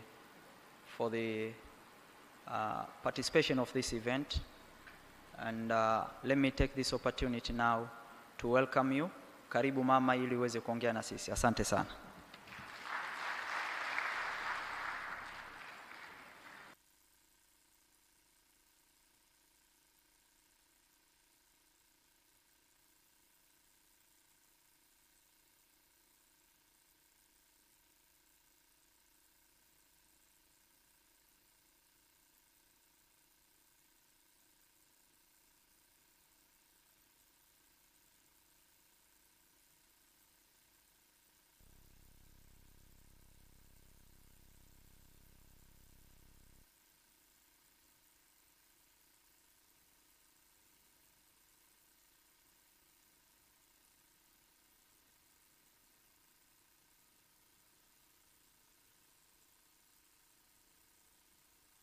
Mstaafu Mizengo Pinda na mwenyekiti wa Baraza la Kilimo la Tanzania, Mheshimiwa Spika wa Jamhuri ya Muungano wa Tanzania Dr. Tulia Ackson na Rais wa mabunge duniani, waheshimiwa wawakilishi wa wakuu wa nchi na serikali mliopo nasi, Mheshimiwa Prosper Dodiko, Waziri wa Kilimo wa Jamhuri ya Burundi na mwenyekiti wa Shirika la Kahawa la Afrika, Inter-African Coffee Organization, AIACO, Mheshimiwa Hussein Mohamed Bashe, Waziri wa Kilimo wa Jamhuri ya Muungano wa Tanzania, na waheshimiwa mawaziri wote toka G25 mlioko hapa, Balozi Solomon Rutega, Katibu Mkuu wa Shirika la Kahawa la Afrika na ujumbe uliofuatana nao,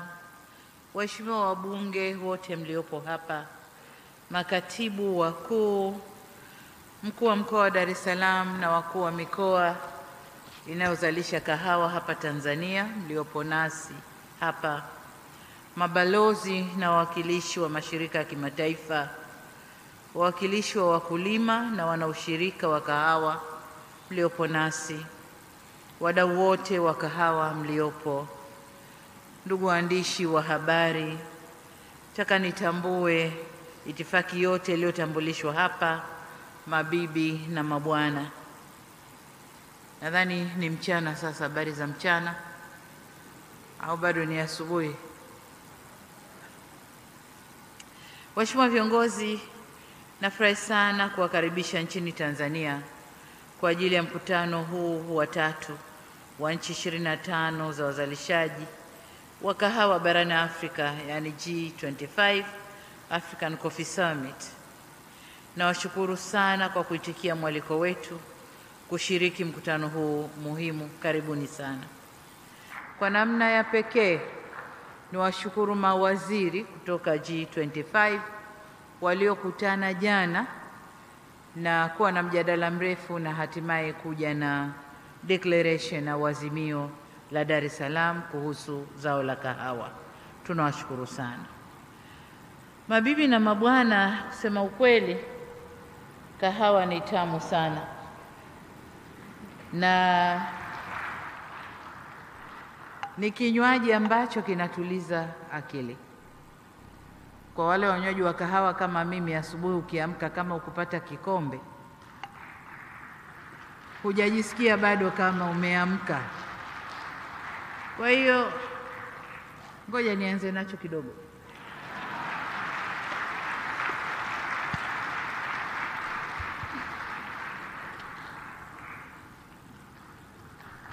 Sasa akili imekaa sawa. Lakini niseme kwamba takwimu zote zinaonyesha kwamba kila siku watu wanakunywa vikombe vya kahawa takriban bilioni 3 dunia nzima. Na tunaposema vikombe, kuna vile vikombe kama hiki ambacho nimetumia hapa, kuna kikombe cha kawaida tunachokijua, lakini kwa sisi tuliofundishwa kahawa udogoni, tulifundishwa kwenye vikombe vidogo vile vya kahawa. Kwa hiyo vote ni vikombe bilioni 3 kwa siku duniani.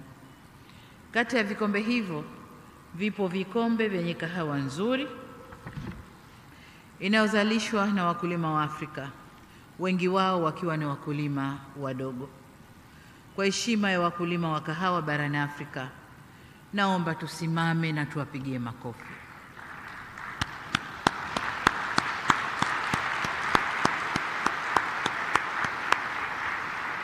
Asanteni sana. Tukae. Hii ni ishara ya kuwashukuru. Tunawashukuru kwa jasho lao linaloleta tabasamu kote duniani kupitia kinywaji hiki kizuri cha kahawa. Asanteni sana wakulima wa kahawa barani Afrika.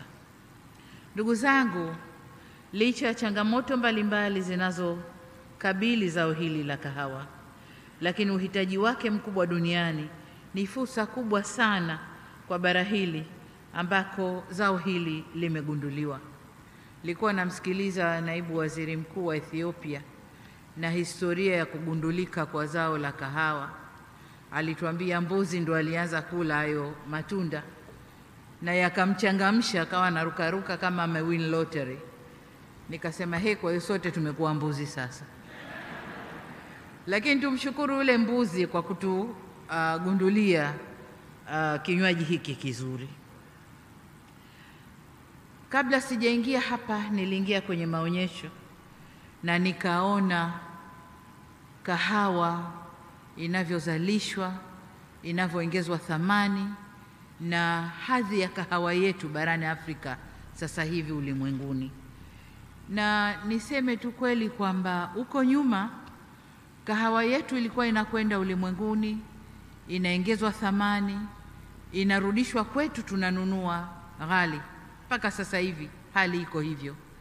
Lakini nilichokiona kwenye maonyesho, sasa tunakwenda kushindana kwenye uzalishaji na uongezaji wa thamani, value addition ya kahawa ndani ya bara la Afrika.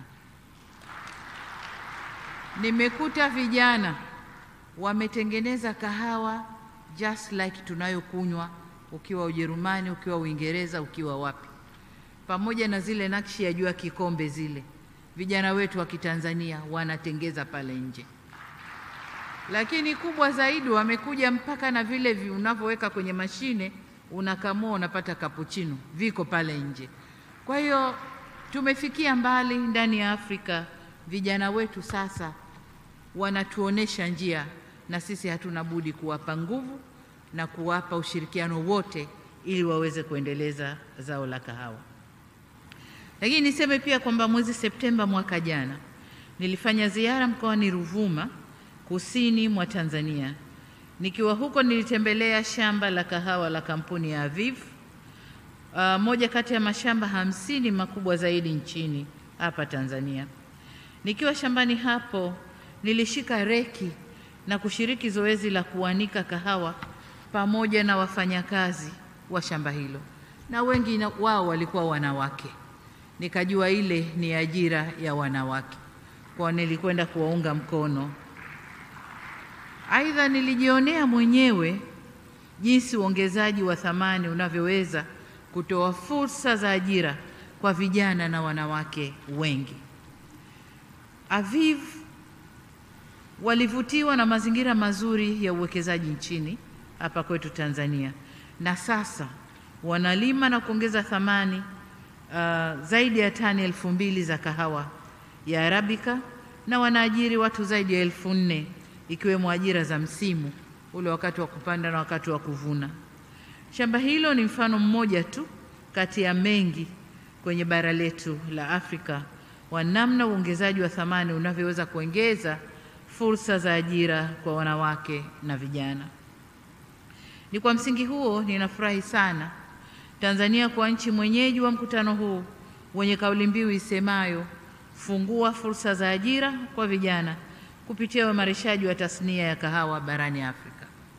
Lakini nilipokuwa kwenye maonyesho pia nilifika kwenye banda la mkoa wa Mara, mkuu wa mkoa na Kagera. Ni Kagera, mkuu wa mkoa yuko hapa. Na katika banda lile nimekuta program ya vijana. Tanzania tuna mradi mkubwa tunaita BBT, Build Better Tomorrow for Youth. Kwa hiyo nimekuta program kubwa ya mkuu wa mkoa, ametengeneza ardhi ya kutosha, amewapa vijana 300 kila kijana eka moja, anawapa seedlings, anawapa mbolea, amechimba visima kwa ajili ya irrigation, amewapa kila kitu. Kwa kazi ya vijana wale ni kupanda, kulea miche, kupalilia na kuja kuvuna baadaye na kufaidi matunda yale. Hii ndiyo njia ya kuwashirikisha vijana kwenye zao la kahawa. Sasa tuko tayari kufundisha nchi nyingine mpango huu wa BBT ili vijana wengi zaidi wa Kiafrika waweze kuingia kwenye uzalishaji wa zao la kahawa. Na kwa Tanzania hatuko tu kwenye kahawa, tuko kwenye mahindi, tuko kwenye sunflower, tuko kwenye asali, honey, tuko kwenye fisheries, kote, na tuko kwenye livestock. Kote BBT inafanya kazi kwa vijana. Sasa niwapongeze wote waliofanya maandalizi ya mkutano huu. Niwapongeze pia waheshimiwa mawaziri wa kilimo kutoka nchi wanachama wa IACO na secretariat ya IACO kwa kazi mnayoendelea kuifanya katika kuchochea maendeleo ya sekta ya kahawa katika nchi zetu. Waheshimiwa viongozi, pamoja na jitihada tunazozifanya kuinua sekta hii, bado kama walivyosema mawaziri mbalimbali na naibu waziri mkuu wa Ethiopia, sekta hii bado inakabiliwa na changamoto ambazo baadhi zimekwisha tajwa na wazungumzaji walionitangulia. Mimi nitajielekeza kwenye zile ninazozichukulia kama changamoto za kimkakati, kisha nitaeleza ni nini mkutano huu unaweza kufanya kuimarisha tasnia ya kahawa. Kwanza, Afrika imepoteza hadhi yake kwenye sekta ya kahawa duniani. Katika miaka ya 1960, uzalishaji wa kahawa kwa Afrika ulifikia wastani wa 25% ya uzalishaji wa kahawa duniani. Share of production for Africa was 25% of the total coffee production in the world. Hivi sasa uzalishaji wetu umeshuka hadi kufikia 11% ya kahawa yote inayozalishwa duniani.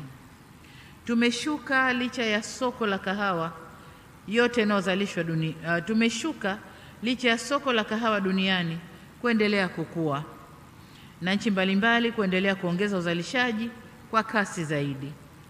Manufaa na fursa tunazopata ukilinganisha na maeneo mengine pia yameshuka. Hakika tunahitaji kuongeza uzalishaji na kurejesha nafasi tuliyokuwa nayo huko nyuma katika biashara ya kahawa duniani. Lakini moja katika sababu iliyosababisha tushushe uzalishaji Afrika imetajwa na wasemaji wengi kwenye endorsement statements zao kwamba ni kupanda na kushuka, fluctuation ya bei ya kahawa yenyewe. Tulifika pahali wakulima wetu hasa hapa Tanzania walikata tamaa kabisa kulima kahawa, wakatoa mikahawa shambani na wakaweka mazao mengine. lakini kama mlivyoona kwenye documentary, hatua mbalimbali zimechukuliwa na sasa tumerudisha wakulima kwenye zao la kahawa, na bei kama mlivyoona zimeweza kupanda, na sasa kuna furaha kubwa kwa wazalishaji wa kahawa. Changamoto ya pili ni kahawa kutoongezwa thamani barani Afrika. Tunalima, tunaiuza raw. Inakokwenda huko inaongezwa thamani, halafu tunarudishiwa very well packed, tunanunua kwa bei kubwa. Sasa hili nalo ndio la kufanyia kazi sasa hivi. Tumeanza kama nilivyosema kwenye maonyesho, tumeona kuna Tanita Coffee tayari ongeza thamani, wanapack vizuri kwenye makopo na wanauza nje. Kuna Cafe Coffee wanatengeneza vizuri, wanauza nje. Kuna maeneo kama matatu, kuna Amza na yeye naye anapack vizuri na anauza nje. Kwa hiyo tumeanza, lakini bado serikali zetu zinataka kufanya jitihada kubwa, zinatakiwa kufanya jitihada kubwa kuwapa nguvu wazalishaji na wanaongeza thamani ili wafanye kahawa zinazoshindana ulimwenguni na waweze kuuza nje kwa kiasi kikubwa.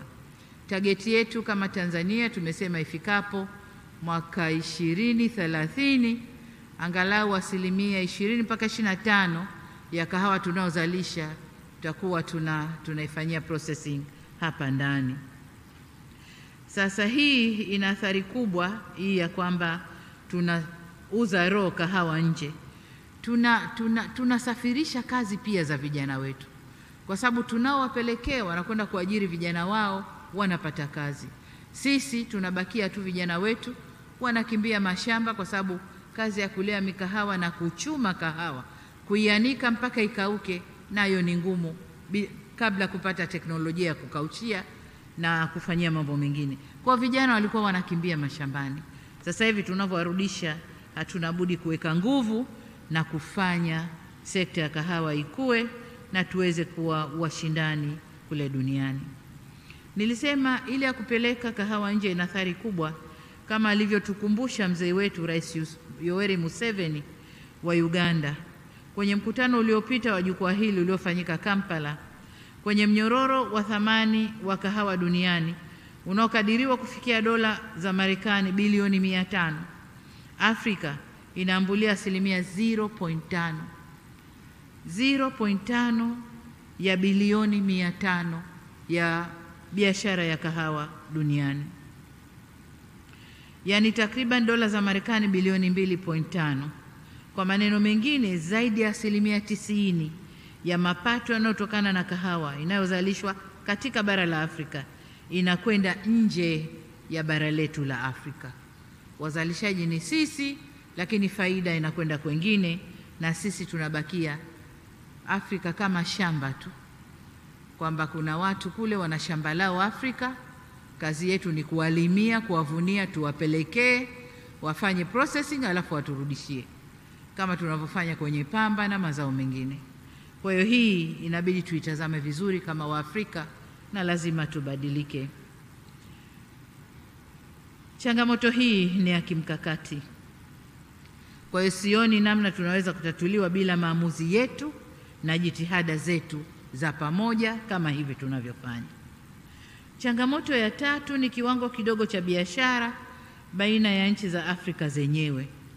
Licha ya kundi letu hili kuwa wazalishaji wakubwa wa kahawa na zaidi ya 90% ya kahawa hiyo kusafirishwa nje ya Afrika, ukweli pia ni kuwa zipo nchi kadhaa barani Afrika ambazo ni waagizaji wakubwa wa kahawa ndani ya Afrika yetu, lakini trading haifanywi kati ya nchi zetu za Kiafrika. Trading ni kwamba nchi za Afrika tunazalisha, tunapelekea matajiri, wanaongeza thamani, wana process, alafu nchi zetu za Afrika zinaagiza kutoka kule kwa wingi sana. Hasa hapo tumepoteza fursa nzuri sana ya kiuchumi ndani ya bara letu. Ni vyema tukakaa na kufikiria jinsi ya kuzalisha kahawa, kuiongezea thamani na tukauziana baina yetu. Sasa hapa kama Waafrika, lile azimio letu la biashara huru kwa Afrika hapa lazima tusimame vizuri, tulifanyie kazi na tuweze kuuziana wenyewe ndani ya bara la Afrika. Nchi za Afrika zinazoagiza kahawa yao kutoka nchi za nje au nje ya bara la Afrika takriban magunia milioni 12.3 sawa na 12% ya kahawa yote iliyoongezewa thamani duniani. Hivyo ni dhahiri kuwa pamoja na soko la kahawa duniani naloendelea kukua, pia lipo soko zuri la kahawa iliyosindikwa katika bara letu la Afrika ambao tunaweza tukalitumia na tukafanyiana biashara. Waheshimiwa viongozi, licha ya changamoto hizo, faraja ninayoipata ni kwamba tayari tumeanza kupiga hatua katika kukabiliana nazo. Moja, tumeanzisha jukwaa hili la wakuu wa nchi kuangazia uendelezaji wa tasnia ya kahawa, hususan katika kipindi hiki ambacho zao hili linakabiliwa na athari za mabadiliko ya tabia nchi. Pili, tumefanikiwa kuingiza zao la kahawa kwenye mazao ya kimkakati ya Umoja wa Afrika. Hizi ni hatua muhimu katika kuanza kurejesha hadhi ya Afrika kwenye tasnia ya kahawa, na huu ni mwanzo tu. Tuna mengi ya kufanya ili kweli kurudisha hadhi yetu katika uzalishaji wa zao la kahawa. Sasa katika kuendelea kukabiliana na changamoto nyinginezo, tunahitaji dira na mkakati ya kurejesha hadhi ya zao la kahawa barani Afrika. Ninaamini jukwaa hili lililoanzishwa kwa ajili ya kutuwezesha kuunganisha nguvu katika kukabiliana na changamoto zinazotukabili katika sekta ya kahawa barani Afrika ni nyenzo sahihi ya kutufikisha huko tunakotaka kwenda. Ni kwa msingi huo napendekeza tuadhimie kuwa ifikapo 2035 nusu ya kahawa inayozalishwa barani Afrika iongezewe thamani hapa hapa Afrika kabla ya kuuzwa ama ndani au nje ya nchi. Pamoja na kwamba declaration imeshasainiwa, lakini hii nadhani itapata nafasi kwenye hiyo declaration. Kwa nini ninasema hivi? Nasema hivi kwa sababu takwimu zinatuonesha kuwa manufaa zaidi ya zao hili yapo kwenye mnyororo wa thamani mzima kuliko uzalishaji. Kwenye uzalishaji pesa ni ndogo sana. Nilikuwa nazungumza na kijana wangu wa Cafe Coffee, akaniambia mahesabu yake. Anaponunua kuzalisha, kununua na kuanza processing, gharama yake inakwenda kama $5 kabla hajaanza processing. Anapofanya processing na kupaki vizuri kwenda kuuza, pack moja ya kama nusu kilo anakwenda kuuza kwa 60,000 shillings, ambao ni mara mbili sijui ya fedha aliyo gharama ya kwanza ile ambayo inakwenda kwa mkulima. Yeye ame add value, ame process, ameweka packing, anauza mara mbili ya gharama ya mkulima aliyetoka jasho kulima, kupalilia, kumaintain shamba, kuvuna, kukausha mpaka akamuuzia yeye. Yeye anapata mara mbili zaidi. Na vivyo hivyo wenzetu ndio wanavyopata zaidi kuliko sisi tunaolima. Kwa hiyo faida hiyo gap lazima ibakie hapa Afrika. Lakini pamoja na uzalishaji wa kahawa, pamoja na kahawa iliyosindikwa, kuna bidhaa nyingine ambazo zinatokana na zao hili. Na nilipokuwa kwenye maonyesho pale, nimeona kwa mara ya kwanza Aviv wamechukua maganda ya kahawa, wameya process, na sasa sijui wanaita, kuna jina wanaita Kasmara tea kama hivi, na wanasema hiyo chai inapendwa sana huko nje. Kwa hiyo badala ya ile tulivyokuwa tukifanya maganda ya kahawa, tukisha kuvuna tunabangua, tuna process, tunauza mbegu za kahawa au zile ya mbegu za kahawa, alafu maganda tunayatupa, yanaoza, yanakuwa mbolea shambani. Sasa hivi maganda yale yale yanakuwa processed, yanakuwa byproduct nyingine ndani ya zao la kahawa. Kwa hiyo tuna kazi na tuna faida kubwa tutakapoweza kuongeza thamani vizuri kwenye zao la kahawa. lakini tunaweza kupata pia mbolea kwa yale mabaki yatakayobaki baada ya kutoa hilo zao la chai. Lakini pia kahawa ni vipodozi. Sasa hivi ukiangalia mitandao, kila mrembo au kila mwenye kampuni ya urembo, zao la kwanza kahawa, la pili asali, la tatu maziwa. Wanasema changanya paka usoni, sugua mwilini, utakuwa nyororo. Kwa hiyo kahawa ni kipodozi pia. Ni kipodozi pia. Lakini wengine waliofanya research zaidi wanazalisha mpaka dawa za wadudu kutokana na mabaki ya kahawa. Pia tunaweza kupata bidhaa kama vile dawa za mbu kutokana na mabaki ya kahawa, karatasi na penseli, nikitaja kwa uchache. Pencils hizi zina wataalamu wanatengeneza kutokana na mabaki ya kahawa. Kwa hiyo tukiweza kufanya yote hayo ndani ya bara la Afrika, tutakuwa tumepiga hatua kubwa sana na tutakuwa tumefaidi na zao letu la kahawa. Kwa hiyo kuendelea kusafirisha kahawa ghafi ni kuendelea kusafirisha ajira za vijana wetu ambazo tunazihitaji sana ndani ya bara letu. Lakini pia ni kujikosesha mapato zaidi ambayo tunahitaji kwa maendeleo ya nchi zetu. Zaidi ya hapo ni kuendelea kumfanya mkulima baki kwenye ombwe la kukosa soko la uhakika. Na hii ni moja kati ya changamoto iliyozungumzwa hapa. Kwa nazungumza na waziri wa Burundi, na sasa sisi tunazalisha lakini hatuna soko la uhakika. Kahawa yetu inakuja inanunuliwa na middleman, yeye ndio anakwenda kuuza, anapata faida. Mkulima anapata pesa ndogo sana. Hili ni eneo jingine. Mnaweza mkafanya ushirika Burundi na Tanzania, mkaleta kahawa yenu Tanzania, tukaingia kwenye soko kwa pamoja, mkapanda na nyinyi kwenye bei ya mkulima. Kwa hiyo kupitia umoja wetu huu faida nyingi tu tunaweza kuzipata. Ndugu zangu, upo msemo wa kale unaosema wema huanza nyumbani. Ni vizuri tukaanza na soko la kahawa lililopo Afrika.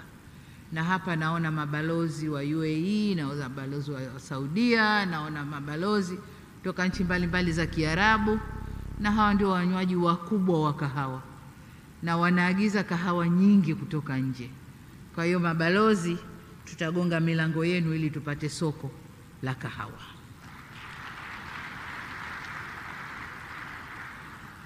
Kwa upande mwingine, kama nchi wanachama wa Umoja wa Afrika, tuharakishe utekelezaji kamili wa mpango wetu kama nilivyosema wa AfCFTA, ile soko huru la Afrika, ili zao la kahawa nalo lipate kuingia kwenye yale mazao ambayo yamepata nafasi ya kuingia kwenye soko hilo. Sasa ili maazimio yetu yawe na ufuatiliaji mzuri, ni vyema Secretariat ya yako iweke utaratibu wa kuandaa ripoti ya utekelezaji, progress report, wa makubaliano tutakaoyafikia hapa Dar es Salaam. Lakini si tu ya Dar es Salaam, ya Uganda. Mwaka jana au mwaka juzi au mwaka jana tumekubaliana nini na tumetekeleza nini? Azimio la Dar es Salaam, kuna number of agreements zimefikiwa hapa. Tutakapo kwenda Ethiopia 2027, lakini kabla Ethiopia kuwe na progress reports zinatoka, tunakwendaje, tunafikiaje. Hivyo ndio tutaweza kutekeleza vizuri maazimio tunayoyafikia. Vinginevyo yatakuwa ni maazimio na maazimio na pale kwenye makabati yetu hayana utekelezaji. Kwa hiyo niombe sana Secretariat ichangamke kwenye reporting, lakini evaluation and monitoring pia ya yale tuliyokubaliana. Ndugu viongozi, ni wazi kwa uwepo wa soko la uhakika utarahisisha kazi ya kuchochea uzalishaji zaidi wa kahawa. Ni muhimu yako iwe mstari wa mbele katika kufanya tafiti na kubadilishana uzoefu katika kukabili changamoto zinazoathiri uzalishaji.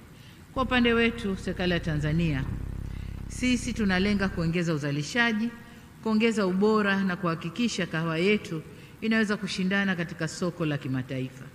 Miongoni mwa mikakati yetu ni pamoja na kuwezesha wakulima wadogo kupata mbegu bora za miche ya kahawa na kuhimiza uboreshaji wa mashamba ya zamani. Amesema hapa mmoja, nadhani Ethiopia, kwamba moja kati ya changamoto ya Afrika ulimaji wa kahawa uko kwa wale watu wenye umri mkubwa, wazee, aging farmers ndio wanashughulikia kahawa. Sasa hatuwezi kuendeleza ili soko ili zao kama tutawaachia wazee kuendelea na hiyo. Lakini jingine ni utoaji wa ruzuku ya mbolea kwa wakulima wa kahawa, kuwezesha utafiti wa kahawa ili kupata suluhu za kukabiliana na changamoto kama vile magonjwa ya kahawa na mabadiliko ya tabia nchi. A big issue, climate change. Lazima researchers wetu waje na mbegu ambazo zinakwenda kustahamili, zinakuwa na resiliency na mabadiliko ya tabia nchi. Lakini jingine ni kuimarisha utoaji wa huduma za ugani, extension farmers services, na kuhamasisha masoko maalum ya kahawa endelevu.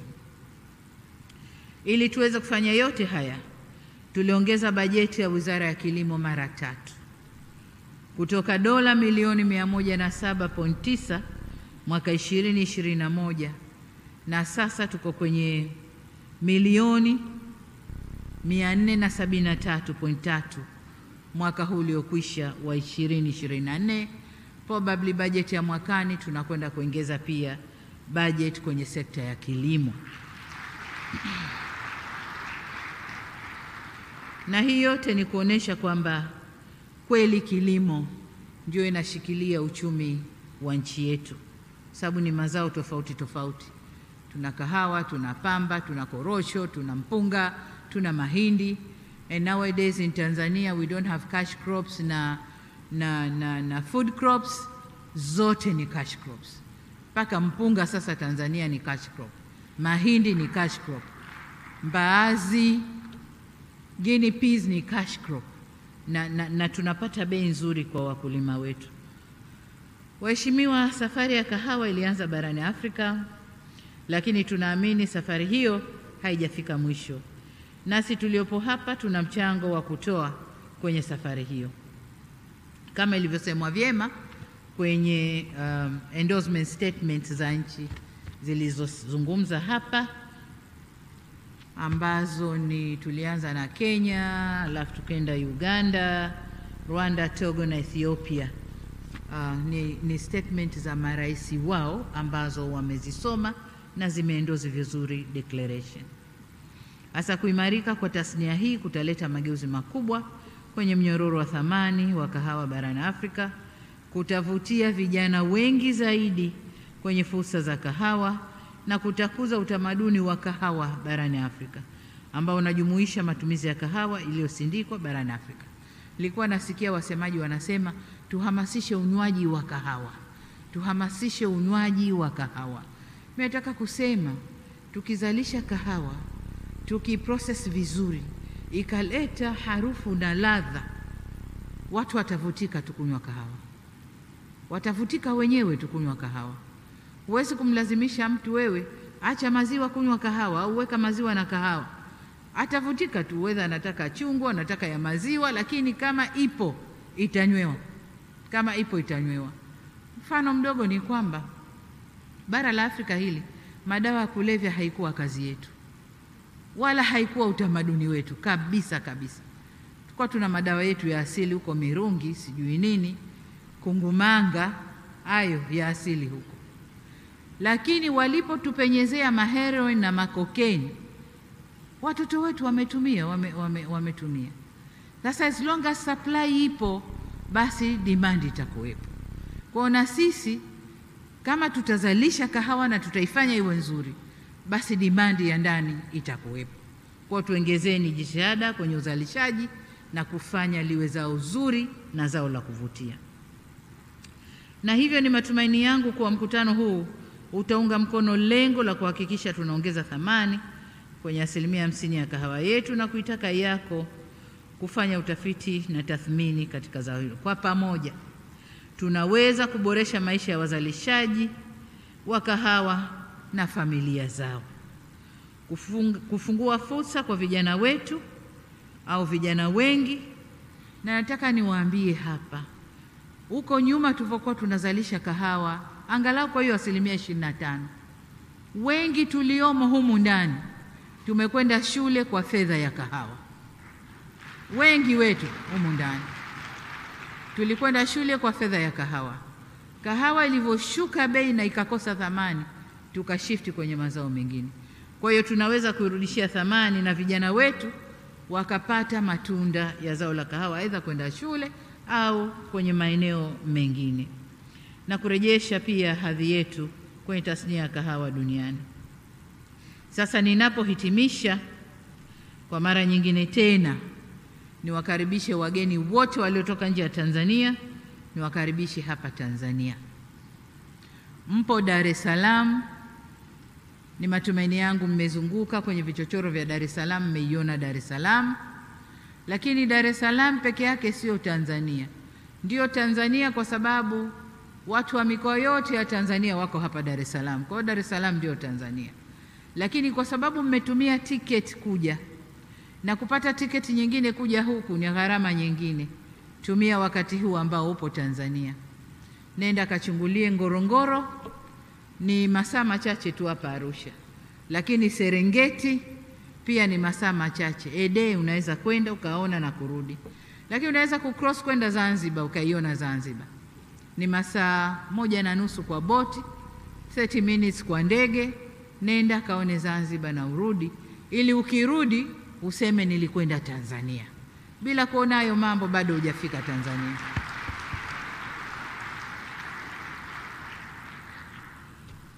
Sasa baada ya kusema hayo, niseme kwamba mkutano huu wa summit wa zao la kahawa kwa nchi 25 za Afrika sasa umefungwa rasmi, lakini niwatakie pia mkutano mwema.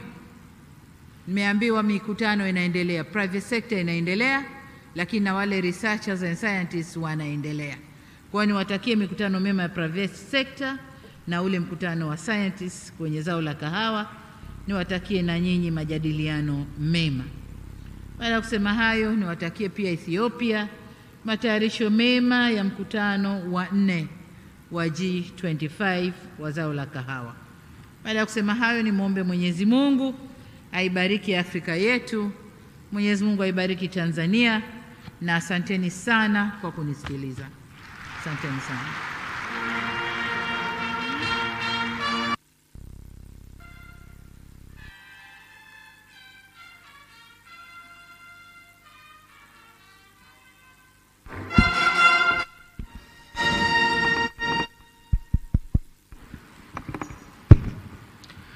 Ladies and gentlemen, another round of applause as Her Excellency exits the hall. Brass bands, naomba mtuongoze sasa kumsindikiza mgeni wetu rasmi. Let's put our hands together for Her Excellency Dr. Samia Suluhu Hassan.